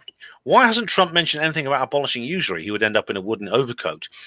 Well, Eric, that's a good question, because there's two other presidents who actually talked about ending usury in the form of actually the U.S. Treasury issuing its own banknotes called greenback dollars. This was actually, I mean, in one case before the Federal Reserve Act, but one was Abraham Lincoln and the other was John F. Kennedy. Both of them were making motions for the U.S. Treasury to issue its own currency, and we know how both of them ended up. Just a coincidence, nothing to worry about, as they say. So that's a good question. The answer is I don't know. Artography says EZ clap. Oh, it sounds like a disease. Gary Robinson. Ben, this is the first live stream I've caught since being back in the UK, but the messages still seem to be out of sync as they were when I was in Mexico. Okay, Gary, I'm actually, I don't answer them the moment you say them, because there's sometimes so many that I get too many, you know. I get too many underneath, and I have to scroll back, but I will get to them. You see, this is why I just de-troll when I finish the lead off. Otherwise I'd be here all night just answering messages which you wrote an hour or more ago. Simon Tucker, hi, how you doing? James Tilly Matthews says Cicero. Now, Cicero's the guy who wrote that quote, wasn't he? The enemy within. Enemy, was it? Yeah. Was it? How's it go? Yeah, it's actually not by. It's actually it was actually a misquote. It was actually Taylor Caldwell who wrote a book about Cicero. But it goes. I know that. I tell you what. There's a great video by Snordelhands, which is called "The Clintons." A nation can survive its fools. I can't do that really deep, sexy voice like Snordelhands does, but a nation can survive its fools and even the ambitious, but it cannot survive treason from within. An enemy at the gates is less formidable, for he is known and carries his banner openly. But the traitor moves amongst those within the gate freely, his sly whispers rustling through all the alleys, heard in the very halls of government itself. For the traitor appears not a traitor. He speaks in accents familiar to his victims, and he wears their face and their arguments. He appeals to the baseness that lies deep in the hearts of all men. He rots the soul of a nation. He works secretly and unknown in the night to undermine the pillars of the city. He infects the body politic so that it can no longer resist. A murderer is less to fear. Yeah. So that says it all, doesn't it? That's the world. That's our political class, isn't it? Gary Robinson, Ben, mate, before I forget, please go and watch The King of Comedy with Robert De Niro. It's relevant to your Joker review. Oh, right, I will. Okay. I will. I've got several things to watch. I've got to watch that. I've got several things on my list now. I'll try and get round to it. I've got to watch that Seeding film that someone else mentioned. But I'll get round to it. Lisa says, always John Pertwee for me. Oh, he's pretty cool. But, Tom Baker was my doctor, definitely. I mean, he was the doctor sort of when I started watching Doctor Who as a kid. And then there Peter Davison, then Colin Baker. But, John...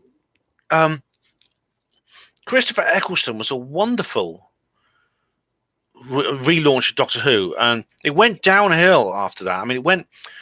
Christopher Eccleston ended too soon. They brought in David Tennant, who was all right, but then they had Matt Smith, and I've got to say Matt Smith was terrible. And I didn't even watch any of Peter Capaldi's because I was so put off by Matt Smith. And of course now it's gone politically correct. They've got a female doctor, which is just that is as much an insult as if they took Miss Marple and turned her into Mr. Marple and had a male character and turned her into a male character, or they remade Zulu and had white people playing the Zulus. It's ridiculous. I'd refuse to watch those as well. James says, what about the English Cecil family? What, Cecil Rhodes? I don't know about that. Lisa, you're not ancient. Come on. John Pertwee wasn't that long ago. Now, if you were into William Hartnell, that would make you ancient. James says, listen, Tom Baker all the way. Yeah. Cecil Rhodes. That's what I was thinking. Cecil Rhodes. I've got this BBC drama about Rhodes. It's very sort of like biased, but it's not that bad. But it's very interesting guy, Rhodes. Complete New World Order hack. He was, but a fascinating character. Stephen says, George Galloway got sacked from Talk Radio for having a go at the flag of Israel. He did indeed, yeah. He's always been quite good on that sort of thing. Diego Rivera, Sheldon Adelson is on YouTube saying he wants to bomb Iran. Well, Diego Rivera, I disagree with you over the origins of Trump, but you may well be right about where Trump goes from here. I think we're going to see what happens. I hope you're wrong, obviously, but it could be that he really has been completely subverted. Lisa, epic times. It is. Enjoy the ride, I say. It's just a ride, as Bill Hicks says, and this is a fun one. This is white knuckle time. This is.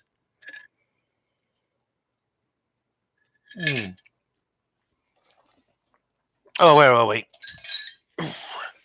69 Phuket says you need to guard free speech at all cost, even if you put up with racists, etc. Yes, you do. You'll know you're pro free speech when you're willing to campaign or protect the rights of people for free speech with viewpoints you find disgusting.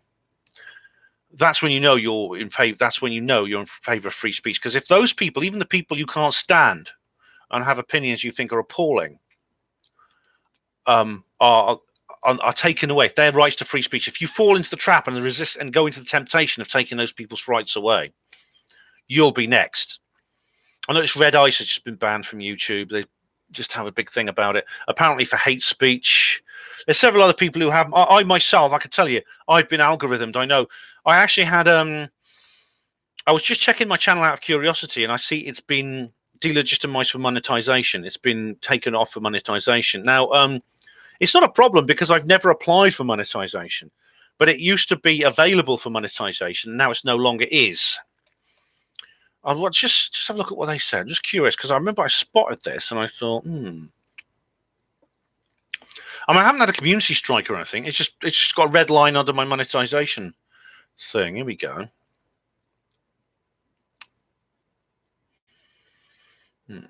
Analytics cards. Just going through these things. Funnily enough, my viewing, yeah. It's interesting, you know, from the 20th September, my views have dropped considerably. Yeah, it's where was it? Dashboard. Here we go. Community. It's on my community standing thing. Where is that? Analytics, transcriptions, other features, community. Here we go. No, hang on. Where is it? Oof. Monetization. Here we go. Monetization tab has been disabled. Yeah, what it is. Settings. Yeah, what's happened? Now I just happened to look at it just out of curiosity, and I've realised that my channel's no longer it's no longer open to monetization. So if I chose to monetize it now, I couldn't. Although it's choices I've never made, I've never wanted to. I don't think I would. I've explained why. There's no point monetizing my videos because with my viewing figures, I'd be lucky to get £5 a week. It's not worth it. Not to have like loads of ads everywhere playing all the time. If there are ads on some of my videos, but that's because of third-party copyright strikes. And the reason is, I mean, because of my content. I mean, I don't know exactly what video, what point, or for what reason they decided to put my channel in that kind of limited state. But they have done. Yeah. Right. So I think it may have been something to do with maybe in the Epstein one. I don't know. Stephen, to be honest, Ben, I'm not enjoying it. I'm sorry, Stephen, you're not. I am. Where are you living? Are you staying with people, or are you in a tent, or how are you getting on? Eric says Dawkins gives me the impression he had a brain transplant. I rejected him. Yes. It's a good one. Gary Robinson. Since I've been back in UK, I've noticed there's much more of an NWO nanny state than in Mexico. There's no NWO in Mexico. It's the Wild West. You know, Jonathan Downs said that about Mexico. He fell in love with Mexico when he went there. He thought it was wonderful. Stephen, they are there by design. They're fooling you. Lisa, yes, we're in control of the point. Yeah. Dawkins just needs to relax, says Gary. Oh, God. He had a stroke, didn't he, good Dawkins? He's all right, luckily, but... Stephen, don't give up, mate. Don't give up. Gary, I miss the wild ways of Mexico. You know, Gary, yeah, I understand that. Anyone who's had a taste of freedom, I am like that. I mean, I'm willing to trade in, you know, security for freedom. I think freedom is something I cherish. And I'm not willing to give it up for security. I'm not. Lisa, yeah, Lisa shows on Panmo Radio. And Lisa, I'm going to get there's going to be a new one soon, which I haven't done yet, Lisa. I'm sorry about that, but it will be up in the next couple of days. It's just everything's happening now. Everything's bloody happening at the moment. Eric von Essex, Lisa, go to her Panmo Radio and you'll see Lisa shows. They're really good. Cry Freedom show. Lisa, you could tell him. Yeah, Lisa's actually. Lisa can tell him because Lisa's now. Lisa can tell you herself, can't she? James, how would you define a falling of civilization? Is that you asking me?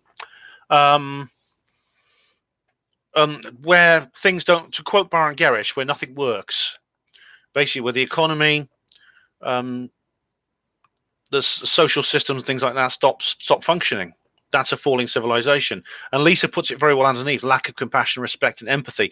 That's another interesting point. And there was actually someone who wrote that down many years ago. Someone pointed that there's signs of a failing society where people became more hostile with each other as individuals.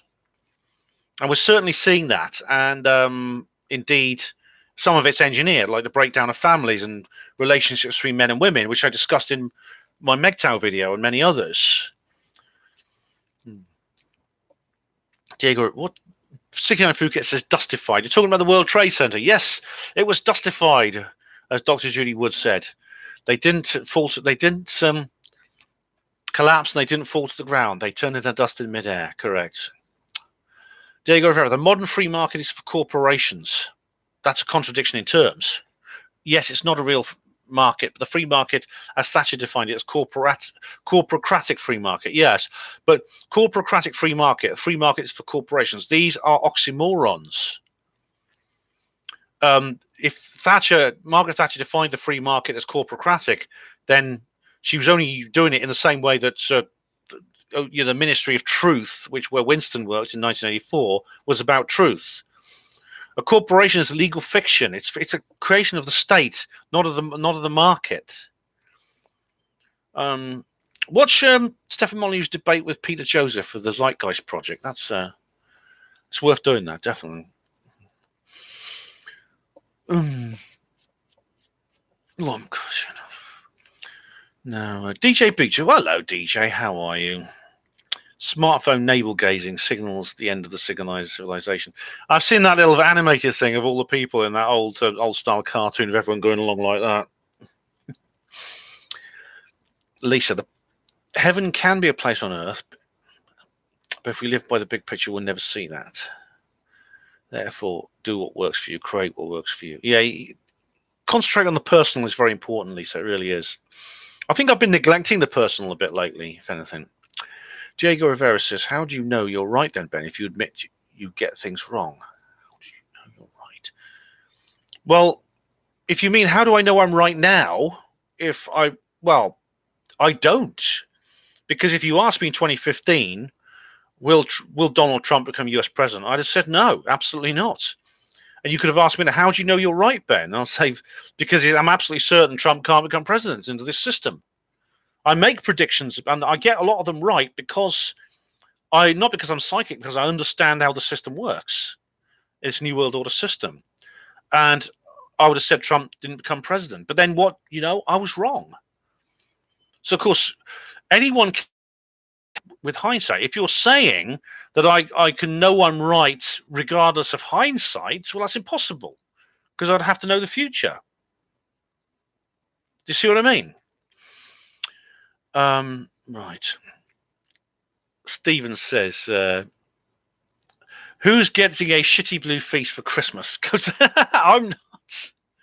I don't want a shitty blue. I tell you, the problem with that blue fleece is it actually doesn't look good on anyone except Andrew Johnson. So there's no point in anyone getting it. Mr. MT, Ben, do you think Corbyn will invoke the three-line whip on Saturday? He might. Mr. MT, hello, welcome, Mr. MT. Well, you know what? If more of these Labour MPs rebel against it, yeah, I think they will. Because there's a couple of Labour MPs who are siding with the government, so we might see some of them expelled. You never know. 69 Phuket. Are we not men? We are Devo. DJ Beecher says, Diane Abbott has probably in the past used the three-line whip on Corbyn. She probably has. And I think the old handcuffs as well.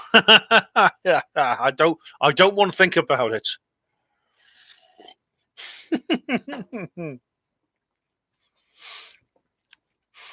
I think one of the reasons she has Diane Abbott has been so successful in her career, along with the obvious, but I'm a black woman, is the fact that she probably has some photographs which she threatened to send to Corbyn's wife. So that's why Corbyn can't sack her, and I think that's why he's made her so successful.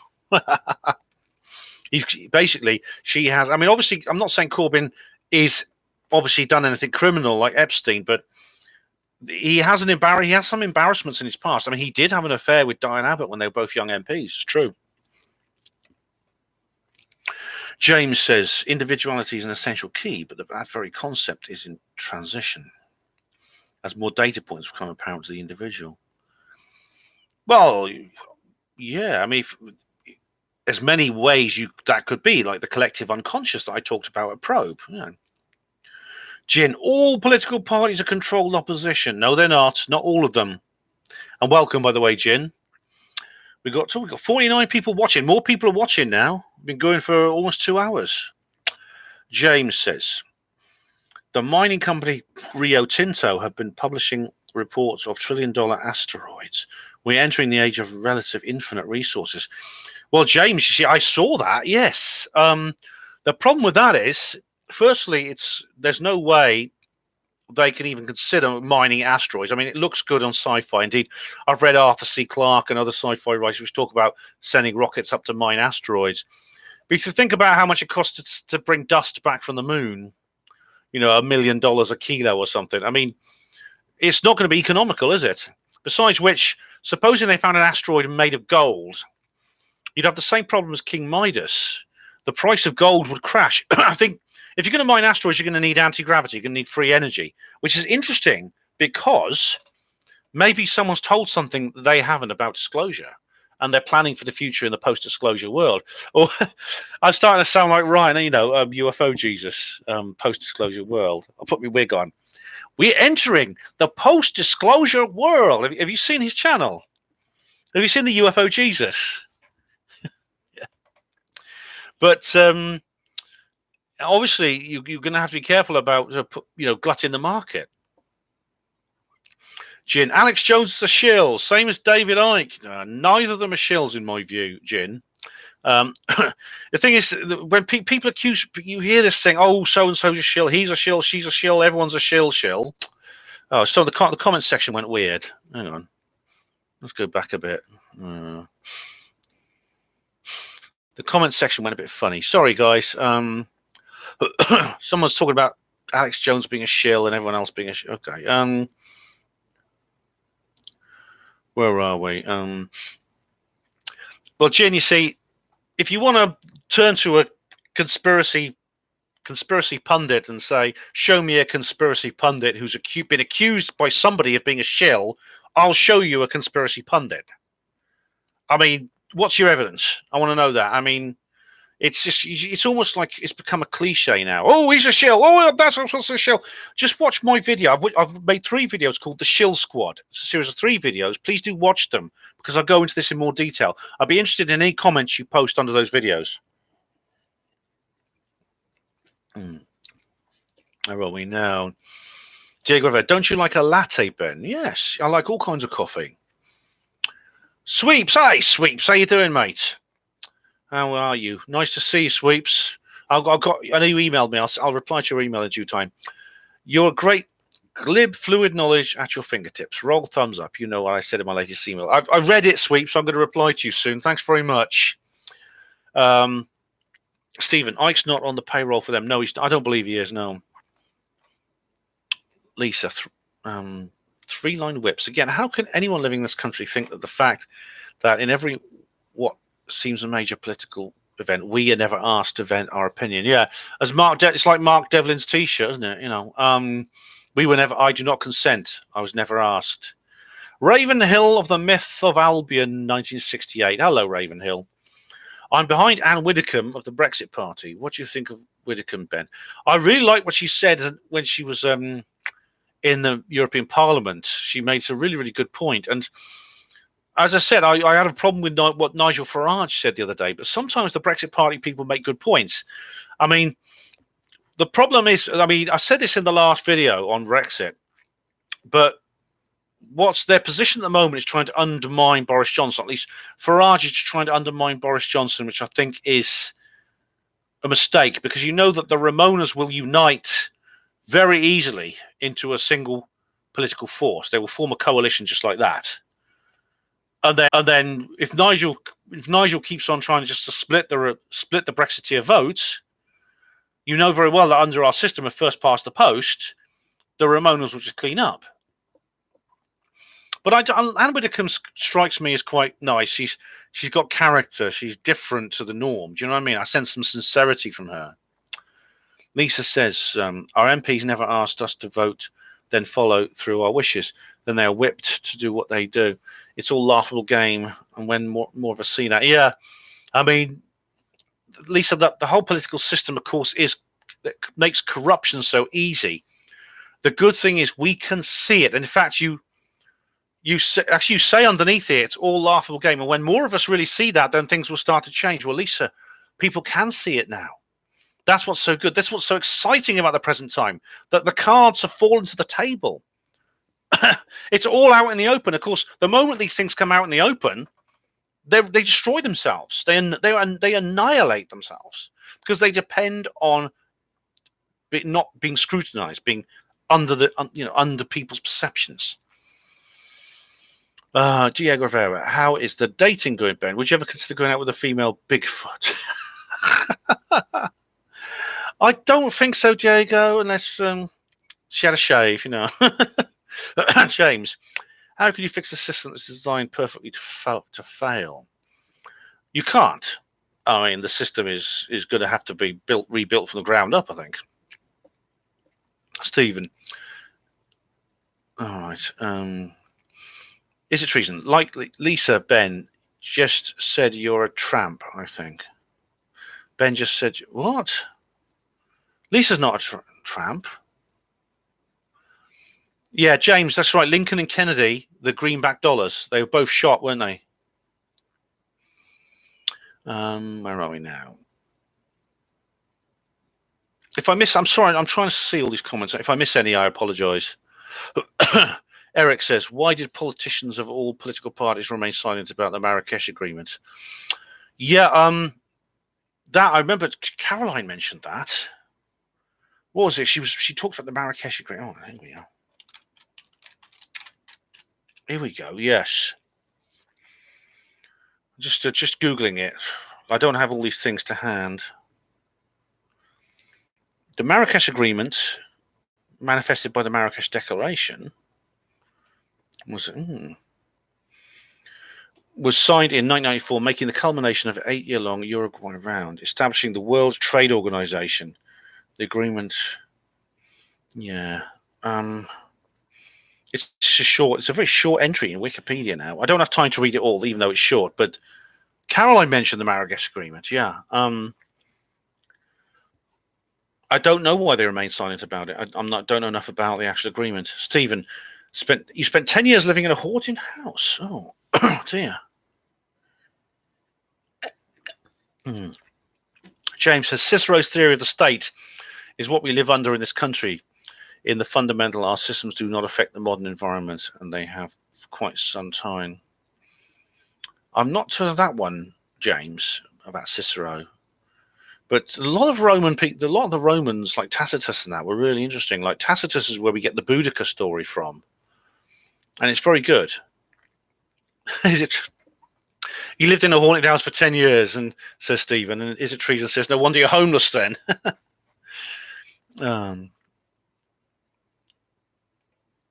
For some reason, the word the Wirral Peninsula, I had to approve. I don't know why. If that is somehow something rude, I don't know. Bloody blah.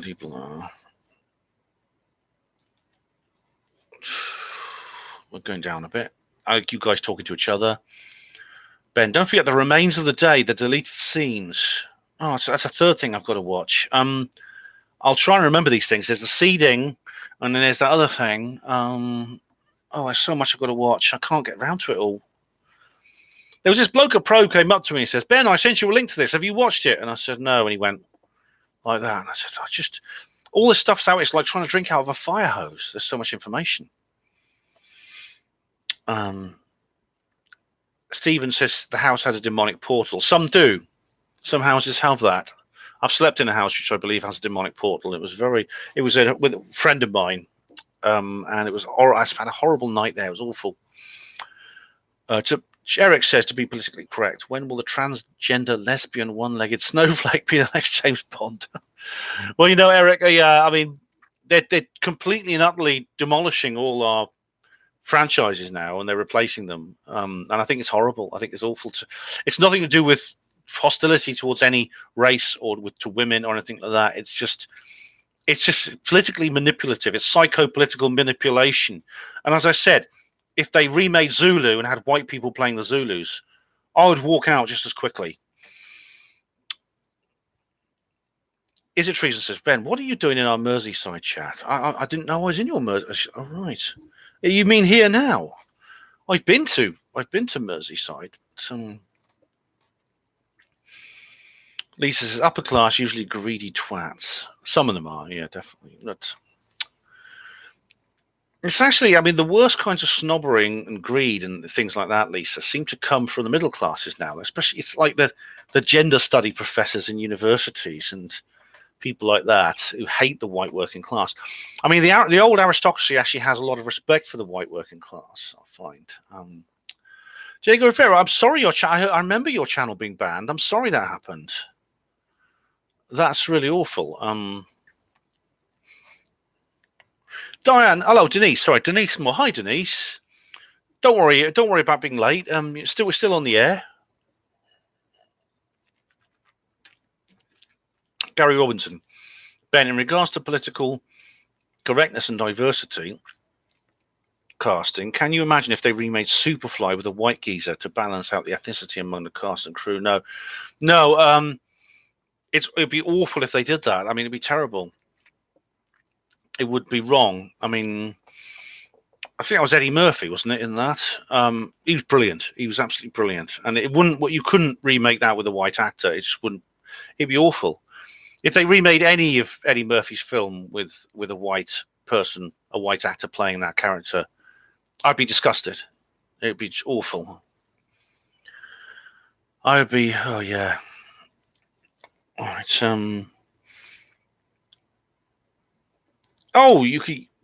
Is it treason? Says we can get a few grows going on the Wirral to support you, Ben. Oh, thanks. Well, get them to join the chat box. Get them to watch. I'd be really, really pleased. Galaxians, hello, Galaxian. I was demonetized for slagging off the Guardian. Yeah, I was. Yeah, well, I was not. I've never monetized my videos, but my channel was listed as unavailable for monetization. May well be because of that. It could have been for many other things. I say, hi, Jam Dav. What's happened in Bulgaria? I don't know. Cosmic Claire, hello. How are you? Nice to see you. She says, hi, Ben. Been watching the Duran who think this is not a good deal, but not as bad as May's.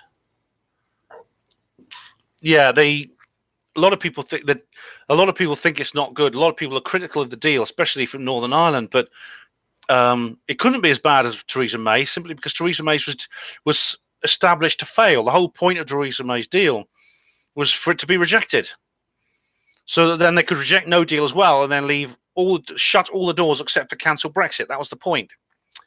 But yeah, it's I don't know. Would it be a good thing or bad thing if this deal goes through tomorrow? I don't know, because if it doesn't go through, what happens then? Would there be? Would then, has Boris got something up his sleeve to force through no deal on the 31st? Because that's what Maya Tusi is saying, and he's been accurate before. Or will there be a vote no confidence, and then God knows what will happen then?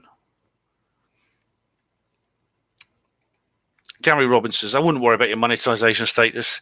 Then in a few years, when the tables turn, they will soon revert to that shit once everyone jumps ship from YouTube. Well, yeah, Gary, I mean, right now, I know certain people who are simply like Styx Hexenhammer now is telling people on YouTube, stop watching me here, watch me on BitChute. I know a lot of people are doing that now. Videos from the underground. Beware of Mexico, overrun by drug gangs and shootings. Policemen carry automatic rifles there. Not a good feeling. I've not been there. Videos. I've not been there, but people who go there say a lot of them say it's a nice place. Gary says, I have to say I'm with Richie Allen when it comes to Brexit. It's all theatre that's out of our hands. I've not seen Richie talking about Brexit. I like Richie Allen. I think he's good. But I don't agree that this is a theatre that's out of our hands. I think it's something very different. Claire says the fall of civilization has already occurred, and it's just continuing on the inertia created by our forebears.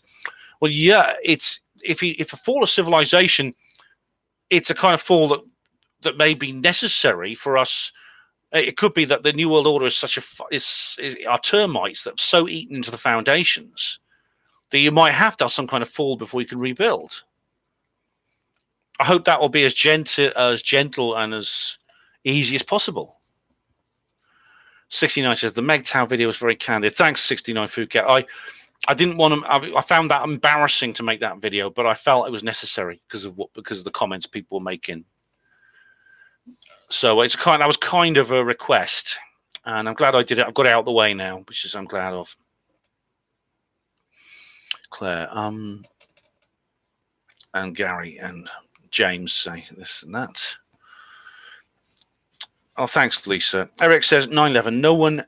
9/11. Nobody says anything about halon gas, an insurance requirement in computer rooms. It works like gas blanket extinguishing fires. Right. So, is this saying that the fires themselves wouldn't actually have caused any damage? Well, there's many reasons to say the fires wouldn't have caused the kind of damage you see. But I mean, there were firemen in the building who were like saying, "Let's get the hoses up here and put it out." 69, 9/11 is done and dusted, no argument. No, it's almost like a truism now. 9/11 was an inside job. It's 18 years ago, more than 18 years ago, 9/11 happened. I wrote an article actually on Hapanwo Voice. I was going to do a video, but I didn't have time. There are now adults in the world who lived their whole lives in the post 9/11 world. It's quite remarkable, isn't it? Stephen says that Richard has been wearing it, the blue fleece. Richard D. Hall, has he been wearing the blue fleece? Oh, dear. It looked awful on him. I've not seen that, but I can imagine it looks terrible on him. It looks terrible on everyone except Andrew Johnson, as I said. Lisa says, talking 9/11, the big Parliament thing tomorrow. What's the date? 1910. Oh, 1910. Does this make you think the whole thing was game played a long time ago? That's interesting, isn't it? Because it's got a 1910. So numerologically, it's the same, isn't it? How interesting. Well spotted, Lisa. I hadn't noticed that. Lisa says, I saw Richard in that fleece. God, I love him. Lisa, Specsavers. Oh, I've got to go back up again. Here we go.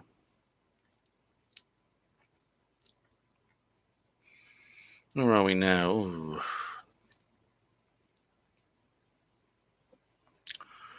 It takes me a few minutes to find where I was.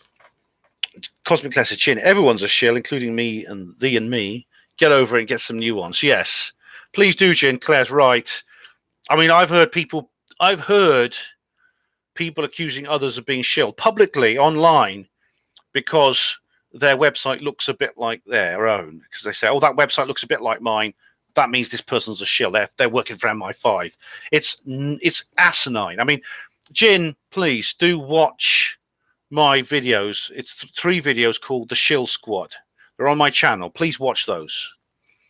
Especially the 3rd one, the latest one about tribunals. Because Claire's absolutely right. Stephen says, I fancy an affair with someone. Oh, right. Who's that, Lisa? Who do you think, Stephen? Is it Treason says, have you ever tried DMT or ayahuasca, Ben? Or would you? Ministry or truth? Oh, well, the answer to the first question is no. The second one, yes. I've never tried it. Would I? Yes, I would under the right circumstances. In fact, I keep getting adverts for ayahuasca retreat in Ireland, which I think of. It's quite expensive, but I'm thinking of maybe going one day if I can save up. Diego Rivera, would you ever let Diane Abbott sit on you, Ben? No, I would. No, I wouldn't. I can't stand her. She's horrible. And it's nothing to do with her. I'm not saying she's bad. She's not good looking. It's just she's just a really revolting, arrogant, and ignorant individual who is she's been put on a pedestal which she shouldn't be on. It's partly because of Corbyn and partly because of the political correctness, but she's been put in a position and she's built a career out of her own sense of perceived victimhood and a declaration of her own victimhood. She's become one of the most powerful women in the country, but still convinced that she's oppressed. She can hardly count the fingers on her bloody hand, yet if Corbyn becomes Prime Minister, she'll be Home Secretary. No, I think she's a terrible, terrible individual. Really self-centered. She looks down on people, especially white men. I wouldn't feel safe actually in a country with her in government. I really wouldn't. Lisa says, with wonderful, trusted people guide at your side, I feel treason. It could be epic. This is epic. It really is. We are. What the world we live in now is just a wonderful place to be. Even however awful it is, it's still wonderful because we are taking part in the greatest drama of human history. I mean, if we can get rid of the New World Order, it'd be the greatest thing we've ever done as a species. I mean, Discovery Fire, that's nothing. Inventing the wheel, kid stuff. Stopping the New World Order, the greatest. Gold medal, human beings. Gold medal. Stephen says Jesus is Lucifer. Blasphemer. There we go. Jimmy, hello, Jimmy. How are you? Evening, brother. What kind of madness is going on here? Oh, the usual, Jimmy. I'm doing my live stream here, but thanks for joining us. Really appreciate that. Eric says, my profession is architecture. Buildings do not fall as they did on 9/11. When studying, in the 1970s, we saw fires of films of building detonation only fell in its own footprint and detonated to do so. Yeah, Eric, there's a Dutch guy, the Dutch architect, he was shown, a demolition expert was showed Building 7 going down. And he said, that was a good job. Who did that? Absolutely. And then he died in a car crash later on. So, yeah, I mean, architects are some of the people who come out speaking out against this, Eric, definitely. I would avoid the organisation Architects and Engineers for 9/11 Truth, because even though you're an architect, they are. I don't say this lightly, but I think they are disinformation. They're putting out false information. I suggest to look at Dr. Judy Wood and what she has said and her book, Where Did the Towers Go, and her website, and look at some of her interviews and things. But that's a good comment. Thank you. James says, admittedly, space will require infrastructures. Right. Where are we now? Scroll down a bit. And you guys are talking amongst yourselves. Diego Rivera, are you Anne Widdecombe's toy boy, Ben? No, I'm not. Hugo, hello. Oh, how you doing, Hugo? Nice to see you, mate. Green Sky, are you sure you said one time that you'd seen another Simon Parkes walking on a country road? Was it his double clone or something else? Yes, Green Sky, I did. It was one of my Devon Sky watching videos. I can't remember if it was the first or the second one. It was by Stonehenge. I'm sure it was him. It's really weird. But I mean, we turned around and went back to have a look. We couldn't see him. And it was like, it was weird. Very weird thing indeed. James says, BBC, the Bemlin Broadcasting Corporation. Oh, man. If they ever rename it that, you'll know the New World Order's open, I'll tell you. For some reason, I've had to approve that thing with... For somebody, you mentioned place names like Wirral and Portland. You have to approve them. I don't know why that is. Claire said, well, we've gone down again. Cosmic Claire said, but if Zulu was remade with reverse races, then Joseph Mungthwingi would applaud it for killing thousands of whites. The SJWs would love it. Probably would, yes, Lisa, definitely. Hi, Edwardian lady, how are you? Thanks for joining us. Don't worry about being late. We're still on the air. Lisa says, Paul, hello, Paul. How are you? Better late than never. Few people turning up a bit late. Been on the air more than 2 hours now. I'm not going to go longer than 3 hours tonight, guys, because I'm going to do another live stream tomorrow night. So I need to save my batteries. You can save any comments. You can always ask me tomorrow. In fact, what I'll do is probably before midnight, I will put up a second notice. I've got to go and get myself a cup of tea and have something to eat. Then I'll put up a notice for tomorrow's live stream. Okay. But thank you, Paul. You've missed an awful lot, but not everything. There's still things going on. Is it treason? Says after 9/11, does that not mean that explosives are not needed to bring buildings down? Just set fire to them. Imagine the money saved. Well, that's a good point, isn't it? As it was, explosives were not used on the Twin Towers. It was actually a directed energy weapon, as Dr. Judy Wood has pointed out. But that's a good point you make. Yeah, why not just get some office furniture and a box of matches? Why employ demolition experts? Oh, right, Gary. Yeah, Gary. Superfly. Got Ron O'Neill. Oh, it wasn't Eddie Murphy. Yeah, it was a good film though. Good film. Superfly. Hugo Rune was watching Richard D. Hall. That's why I missed the start. All right, yeah. I've not seen the new one with Andrew Johnson. I saw the one where they were looking for Richie Edwards, the the guy. Well, Richie Edwards. I mean, maybe he did just kill himself. I mean, he wouldn't be the first rock star to do that, would he? But they went looking for him in France. The thing is, that guy they found, the photograph was supposedly Richie in the south of France, the hippie guy, the photo of the hippie guy. That wasn't the man they found. It was someone else. I'm sure it was. It was not the same man. So maybe that was Richie Edwards. I don't know. Lisa says, Ben, the point is tomorrow is 1910. So drop the O and it's 191, therefore 911. Yes. It is. It's numerologically, Lisa. It's the same. That's well spotted. I didn't notice that. That's very interesting. I wonder why that happened, or how, or whether it's intentional or not, whether it's subliminal. I don't know, but that's interesting, isn't it? I'll make sure I mention that on tomorrow's live stream.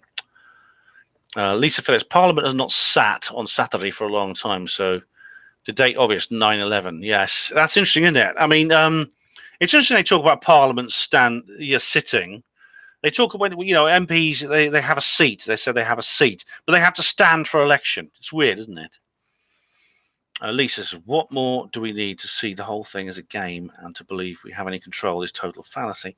In my world, anyway, so I take back my own world. Control your own world is important, Lisa, but we do have an influence beyond that. None of us are helpless. We do.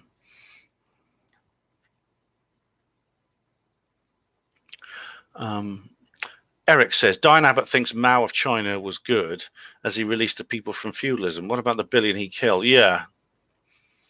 Well, precisely. I mean, the Great Leap Forward, he called it, Mao. It's basically where he basically forced collectivized agriculture on people, and they had to light fires on the grounds to stop the ground from freezing in the winter and things like that. It was awful. Eric, it's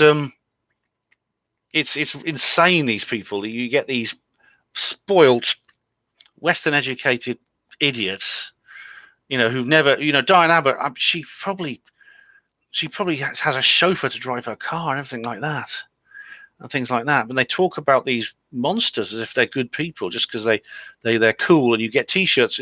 When students at university wear T-shirts with these guys on, Mao and Che Guevara and people like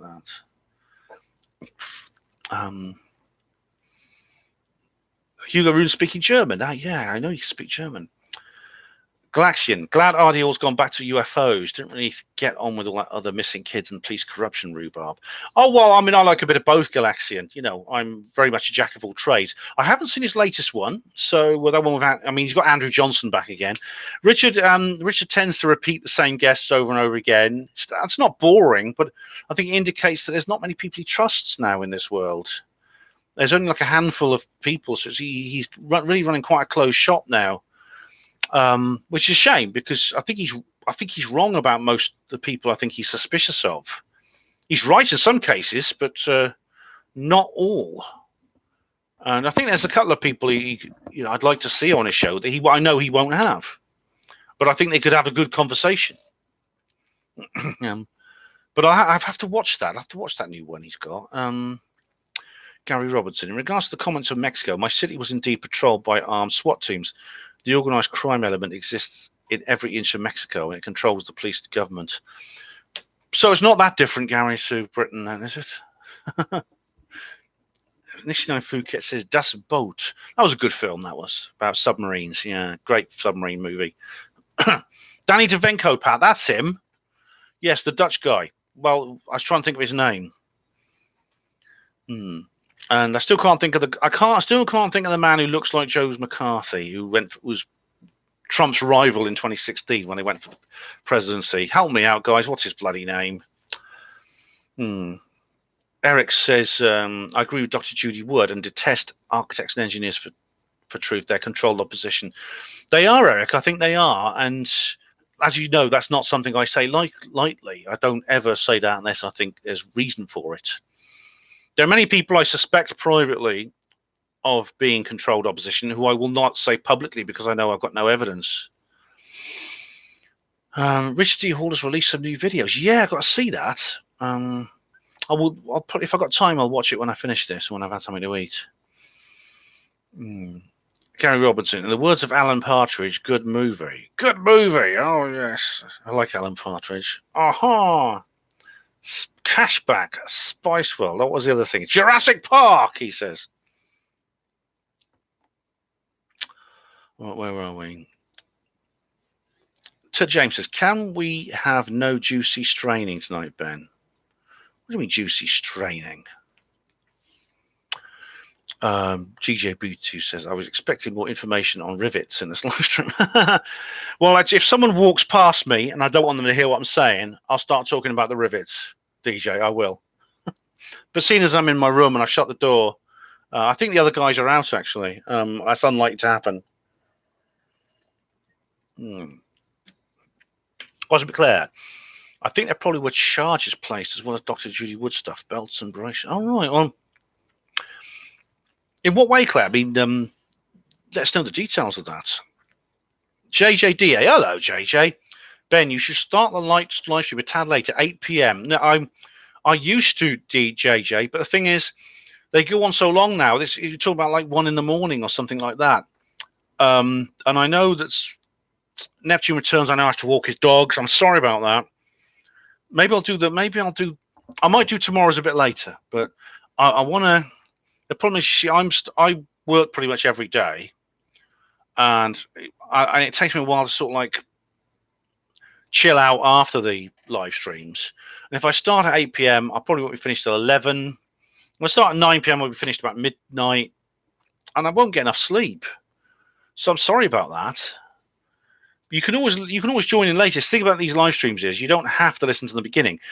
All you get at the beginning is the lead off, which you can watch on the recording. Because I always keep all the recordings and put them on my channel. Is it Reason says, is it just me or did Richard Hall lose his way? No, I think he's made some mistakes. Like I think everyone makes mistakes, but I think he's, and indeed in my 2016 video, if you watch Why 2016 Matters, I've got a whole segment in there where I point out where I think he's gone wrong. However, I think generally speaking, I think he's a very, very good guy. I think he's one of the best people. Diego Rivera, Ben, have you seen those multiple drones controlled by humans waving their hands? It reminded me of UFOs. I've not, no. I've not seen that. Fenlander, hello, Fenlander, how are you? Fenlander 69 is in the house. Stephen says, I think Richard got threatened a few years back. Did he? Oh, I don't know. Yeah. Yeah. Constance Claire says, Mao killed 1 billion. I think you'll find it was only 100 million, to paraphrase Tony B. Liar. Yeah, Claire, that's right. Yeah. It was about, I think it wasn't 1 billion. Is that there are about 1.5 billion people in China, but he killed about 10% of them. Lisa says, Richard became a dad. Yeah, he did. He's got a little kiddie. That's right. He got a little boy. Sweet little boy. Yeah. I met him. Yeah, I met his kid. New Labour's crap. Yeah. James, what happened to D Hall? Or Richard D Hall is still on doing Rich Planet. Check out Rich Planet on the website. And there's all kinds of new stuff he's putting up there. He's still very, very active. James says, I thought he was just plodding along. By the way, I'm controlled opposition. Well, James, you would say that, wouldn't you? Yeah. Oh, where are we? Corbyn is what? Corbyn is missing so many tricks. He's a traitor too. Yeah, Corbyn is a two-faced, backstabbing. Oh, he's horrible, and he keeps changing his mind on things. I mean, I used to consider him a misguided but sincere individual. Now he's not, though. He's not. He's every bit as much as an opportunist as all the others. He really is. He's no better than like Joe Swinson or any of these other people. James says, been waiting for the Bentwaters bow to break for years. Still hope springs eternal, unlike Heseltine's mojo. Oh, come on, James. Capel Green is coming. I know. It's been delayed. But the reason Capel Green keeps getting delayed is because it's expanding. It's getting more and more things put into it. That's why.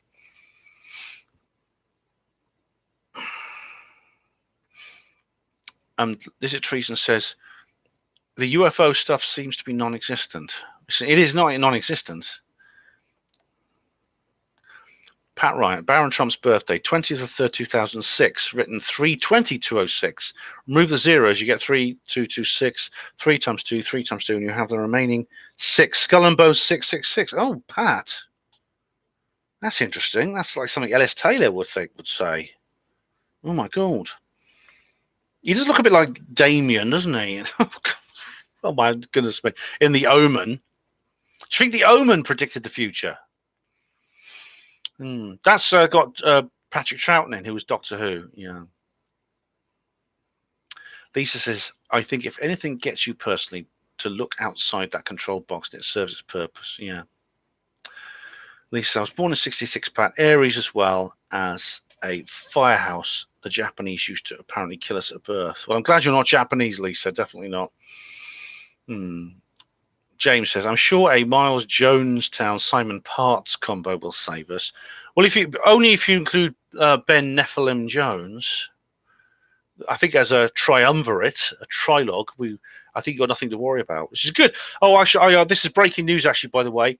I'm going to be speaking at the Basis Conference this month in a few weeks' time. Well, next month. I'm actually a backup speaker, but it's quite likely I'll be speaking because, well, Miles always has a backup speaker. It usually ends up getting on stage. So I will be speaking there probably. Ramming speed, says 69 Phuket. 69, you've been watching my free energy video, haven't you? Right.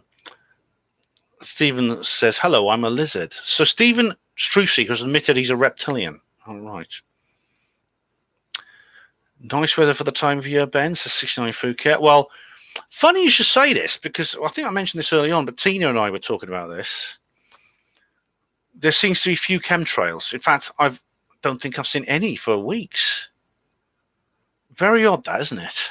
I wonder why that is. Where are we now? Eric says, Ben, could psychopaths be aliens? I'm serious. Dr. Hare has come close to admitting they're not human. Yes, Eric. Well, I mean by alien, then they don't have a human soul. Their etheric body is non-human. Yes. I've done an entire video on psychopaths. I've had encounters with the psychopath I call Centaur. And you look into his eyes, and his eyes don't look human. They're not reptilian eyes, but they're just like dead eyes, the eyes of a corpse. Definitely. Vanya Patterson, where is and when is the Basis Conference? Oh, go on. Where is it? Hang on. Miles did like a fast blast. He may not have put up anything on the website yet. Let's have a look. Let's have a look what he's put up here. Events 20. Oh no, he hasn't updated the website yet. News. 16th of October. First of the North Star. No, he hasn't actually updated it yet. But check out his fast blast on the channel. His recent fast blast. He's got the dates there. Let's have a look. Hang on. I'll help you out here. Come on, mate.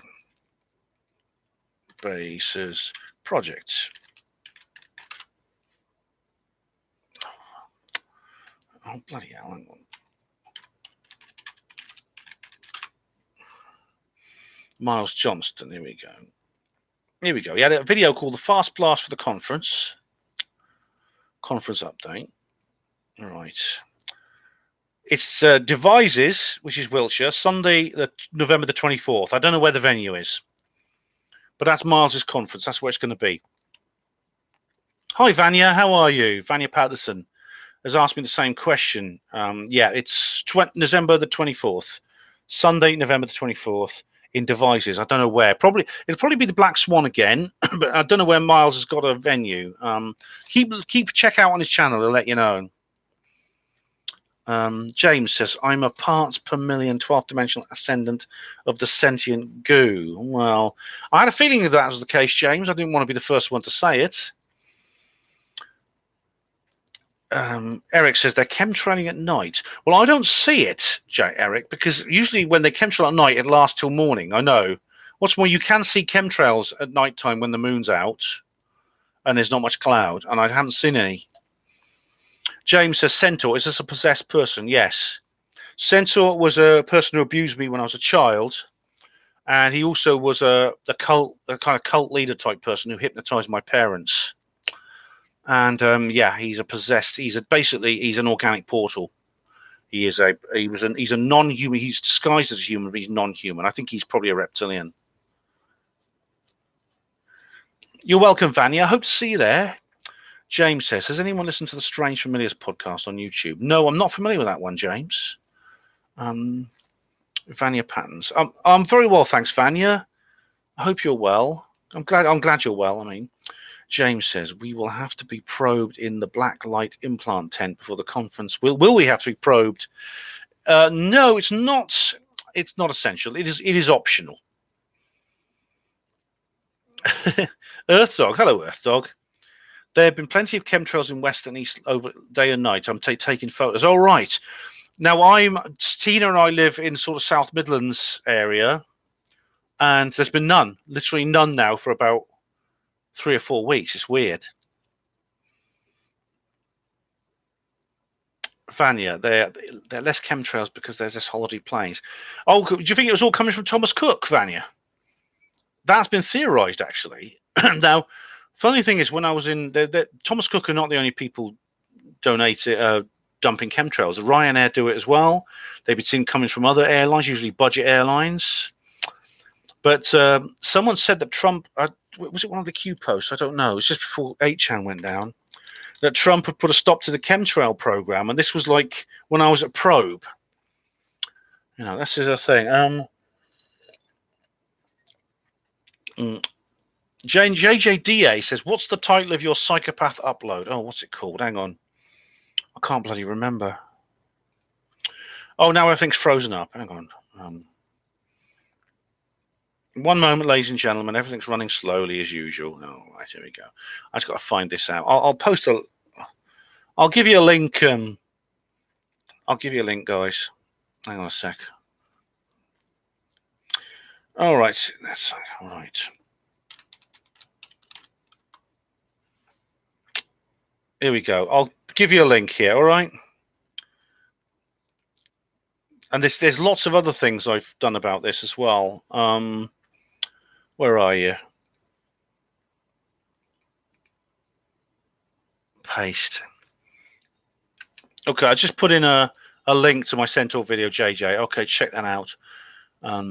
You've met possessed people too, James. Yeah, they have. So, Eric, they've been chemtrailing in Hertfordshire, so it may be very localized. I'll ask Tina about that, actually. I don't know if Tina's still online, but I'll mention it to her privately. Claire, you've seen chemtrails recently. Not nearly so many.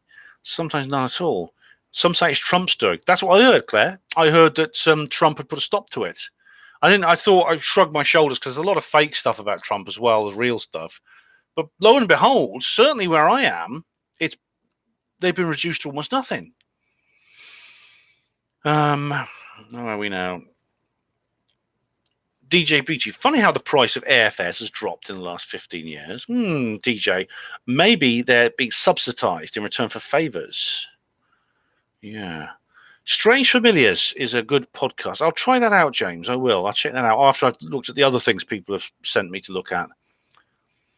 Denise, you says there's been no chemtrails in California for a couple of weeks. Oh, I see. Right. So that's interesting. So California as well. Jamelia Jackson. Hello, Jamelia. How are you? All right. Now, you're not going to... We had an argument last time I met. It was quite good-natured, but I'm getting tired now. So you got me at a disadvantage if you want to argue again. Jamila Jackson, is it true you fell out with Colostrum? If so, why? Yes, it was true. Although we I can say publicly because he made a public statement about it. It was over the Newcastle upon Tyne, our first trip to Newcastle on Tyne, and if you look at my video, I'll tell you what. Look at my video called "Is There Any Hope?" Right, I talk about Nick Colostrum there, but we're now back. We're sort of friendly with each other now. We sort of made up. Vanny Airport, Luton Airport plane goes over Hertfordshire. That's right, James. Possession is like a virus. It can spread. Yeah, I mean, sex is the way it often spreads from one person to another. That's why the worst thing you can do if someone's demonically possessed is have sex with that person. Jamelia, oh, you're not here to argue. Okay, I'm glad, Jamelia.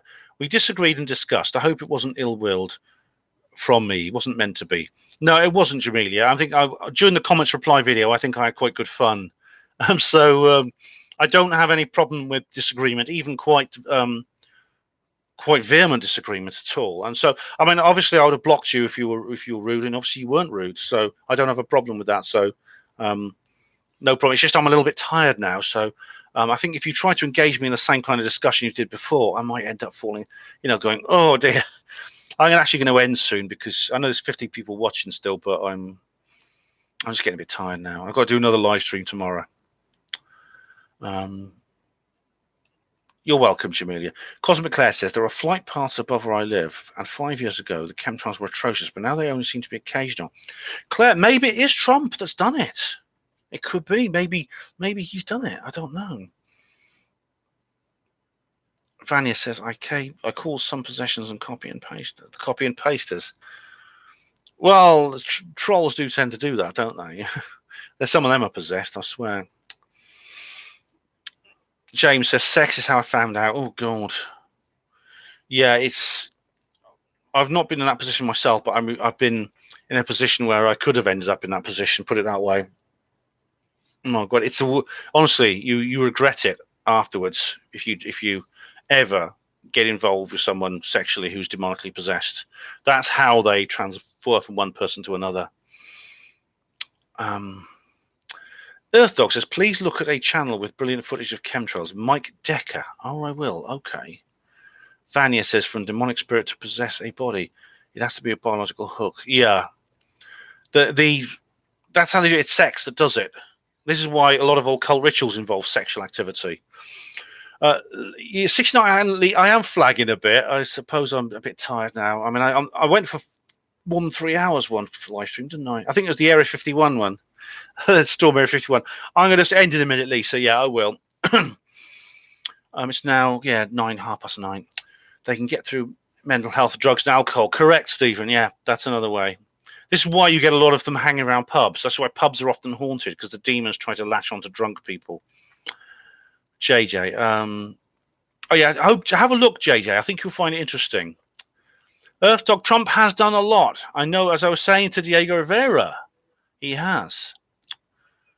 Diego Rivera, oh, speak of the devil. Why has Trump done nothing to protect free speech on the internet? I know. That's one of the first questions I would ask him. He's promised this, and indeed it was internet free speech that basically got him elected in 2016. If he wants to be re-elected in 2020, I think he's going to have to do something about this constant banning, the constant censorship online on social media platforms. So I think he should prioritize that, and he hasn't done it. DJ BJ, I once had a witch try to seduce me. Oh, lucky you, DJ. If she was a good witch. Cosmic Claire, we'll never know most of the stuff Trump did behind the scenes until well after he passed it. Yeah, I mean, it could be he's working on something, what Diego Rivera was talking about. It could be we'll suddenly get something about internet free speech, but he's going to have to hurry up. He really is. Galaxian, best poltergeist channel it is. It's a guy called Mellow Bird. Not heard of him, no. Earth Dog, Trump hasn't done anything about chemtrails. All right, well, Earth Dog, okay, if Trump hasn't done anything about chemtrails, then this story about how Trump stopped chemtrails came out at the exact moment that chemtrails have vastly decreased. Air traffic has not decreased. There's only one airline that's shut down, Thomas Cook. Air traffic has not decreased. significantly. So was that a coincidence? Yeah, energy behind Trump. Lisa, the energy behind Trump is bigger than Trump himself. That's right. The same with Brexit. The energy behind Brexit is what counts rather than Brexit itself. James, you're off. Keep your thighs on the skies and your ears to the ground. Okay. Eric says psychopaths trap psychopaths to people who work alongside them. They do, Eric, but they also try to lure in empaths, on people on the high empathy spectrum, to abuse them. And there's a long story behind that, but I've done that in other videos. Is it treason? Ben, thank you, old fella. I'm done too. Oh, hope all your chemtrails smell of roses. Thank you. Is it treason? Cosmic Claire, if Trump doesn't do anything people want or think he should do when you think he should, then he's a sellout, right? Trump doesn't do anything. When you think you should do it, he's a sellout. Claire, it's the point. Yeah, I understand the point you're making. We expect Trump is not going to jump when we snap our fingers. If he doesn't, it doesn't mean that he's somehow bad and he's failing. Who knows what might come out? I mean, there's been times when lots of things have happened when I thought I've almost given up. And then something, Boris, do you remember a couple of months ago when Boris Johnson first became Prime Minister, I said, we don't know who he is. We don't know if this is before everything that's happened. And I said, we don't know. I mean, I was saying if he does this and that, then we'll know he's for real. What you know? He's done it. I've covered that in previous videos. Eric says, my brother-in-law was a psychopath. He turned my sister into oh dear, Eric. He turned my sister into a sociopath. Horrific. I'm very sorry, Eric. That's having one in the family is the worst thing of all. Yeah. Oh, night, Jay. Good night, JTM. Night. And Diego Rivera, Trump has. All right, you just repeated something about Trump has done nothing apart from support Israel. But that's not possible because then he couldn't be president of the United States. He could be prime minister of Israel, but he couldn't be president of the United States because who would be looking after the United States? Who would be doing that role? Diego Rivera, do you mean Trump hasn't investigated 9/11? Not as far as we know, unfortunately, no. Oh, where are we? Oh, Trump stopped. Oh, hey, Magma.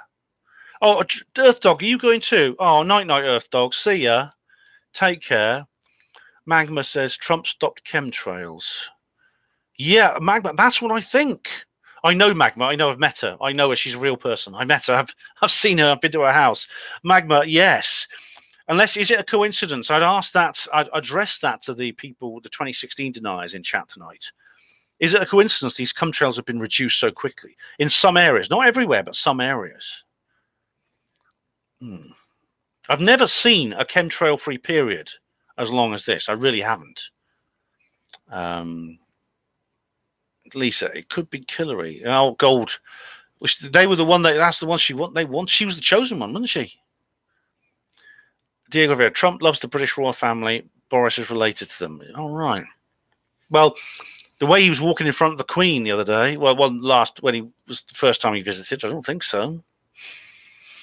Ben Perryman, what's the difference between a psychopath and a sociopath? Oh, that's a long story. I don't have time to go into it. I'm sorry. Eric says, before cutting all ties with my psycho brother-in-law and sister, the number of disturbed people that entered my life was creepy. It was like a cloud of evil hovering over me. Oh, Eric, I'm so sorry. I'm really sorry. It's possible your brother-in-law was possessed and the demonic entity passed on to your sister through her sexual relationship with him. And I'm really sorry, but psychopaths do seem to have some psychopaths have this amazing kind of like alluring magnetism that infects other people. You see it with like people, like some politicians, some political leaders who exhibit psychopathic tendencies. I mean, Joseph Stalin, I think, was one of them. It seems to hypnotize people. Vanya says, I'm heavy into genealogy. If you go back far enough, we're all related to each other. Well, apparently, Vanya, we're all related to this Eve, didn't we? This woman who lived, was it 150,000 years ago in South Africa? Everyone in the world is related to her. So we went through a kind of genetic bottleneck at some point and then spread out again. So that's interesting. Diego Rivera, Israel controls the USA. It doesn't at the moment. Like I said, it doesn't. If Israel controlled the USA, why would Trump only support Israel? It would just be too obvious, wouldn't it? It would be too obvious. It wouldn't work. So Trump cannot just be supporting Israel. Hi, Mart.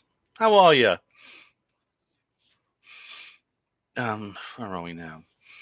Chemtrails tonight. Oh, you got chemtrail. Look at the moon. I'll go out. I don't know if I'll go outside tonight.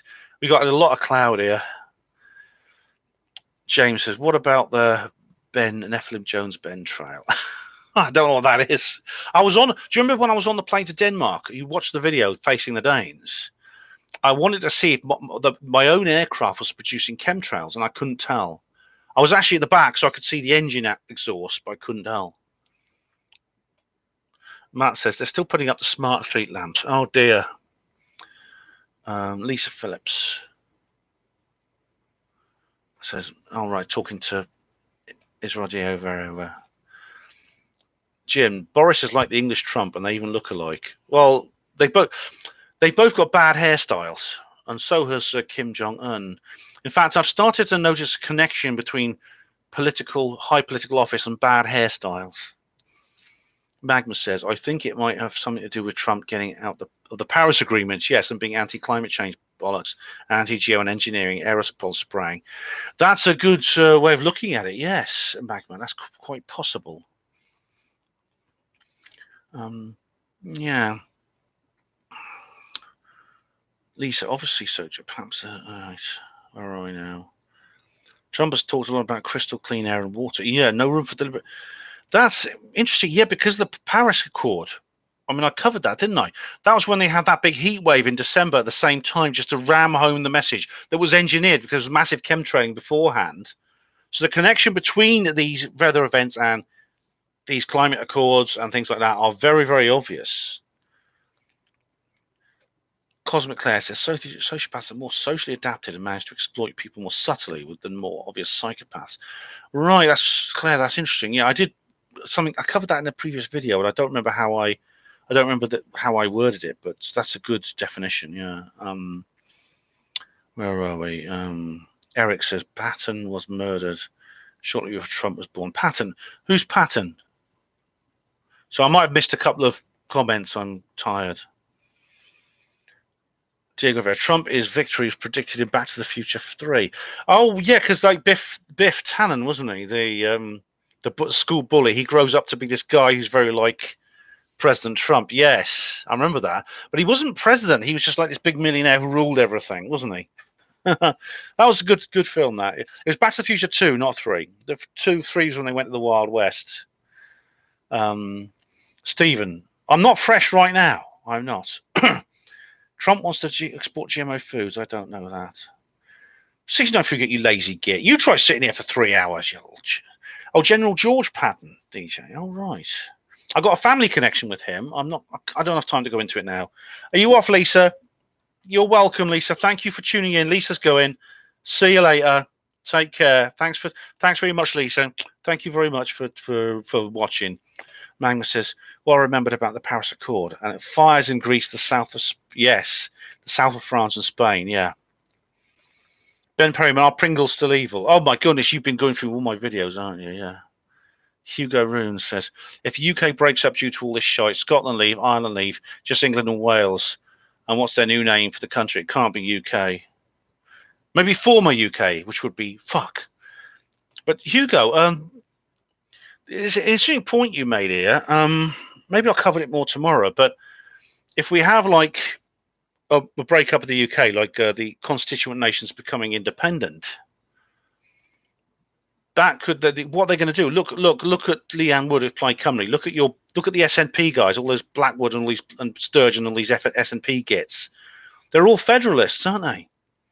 They all want a single stage transition from UK membership to EU membership. The people in Catalonia want that as well, like Simon Harris has been saying, the journalist, does a YouTube channel. So, Hugo, we could have trouble there. These independence movements could lead to, even if England doesn't get into the EU, these others might. Yeah. Yeah. Earth Dog. That's why I should... Oh. Earth Dog, are you a Remainer? I don't know about the GMO thing, Diego Rivera. We're protected because you won't let GM into the UK. Earth Dog Neil Sanders said something like that, and I don't know if it's true. I'm not sure. But see, the EU has thumped, doesn't it? So I mean, I'm not sure how much the EU is protecting us from GMOs. Ian R. Crane talked about it, didn't he? Diego Rivera says the Catalonia riots funded by Soros. Oh right.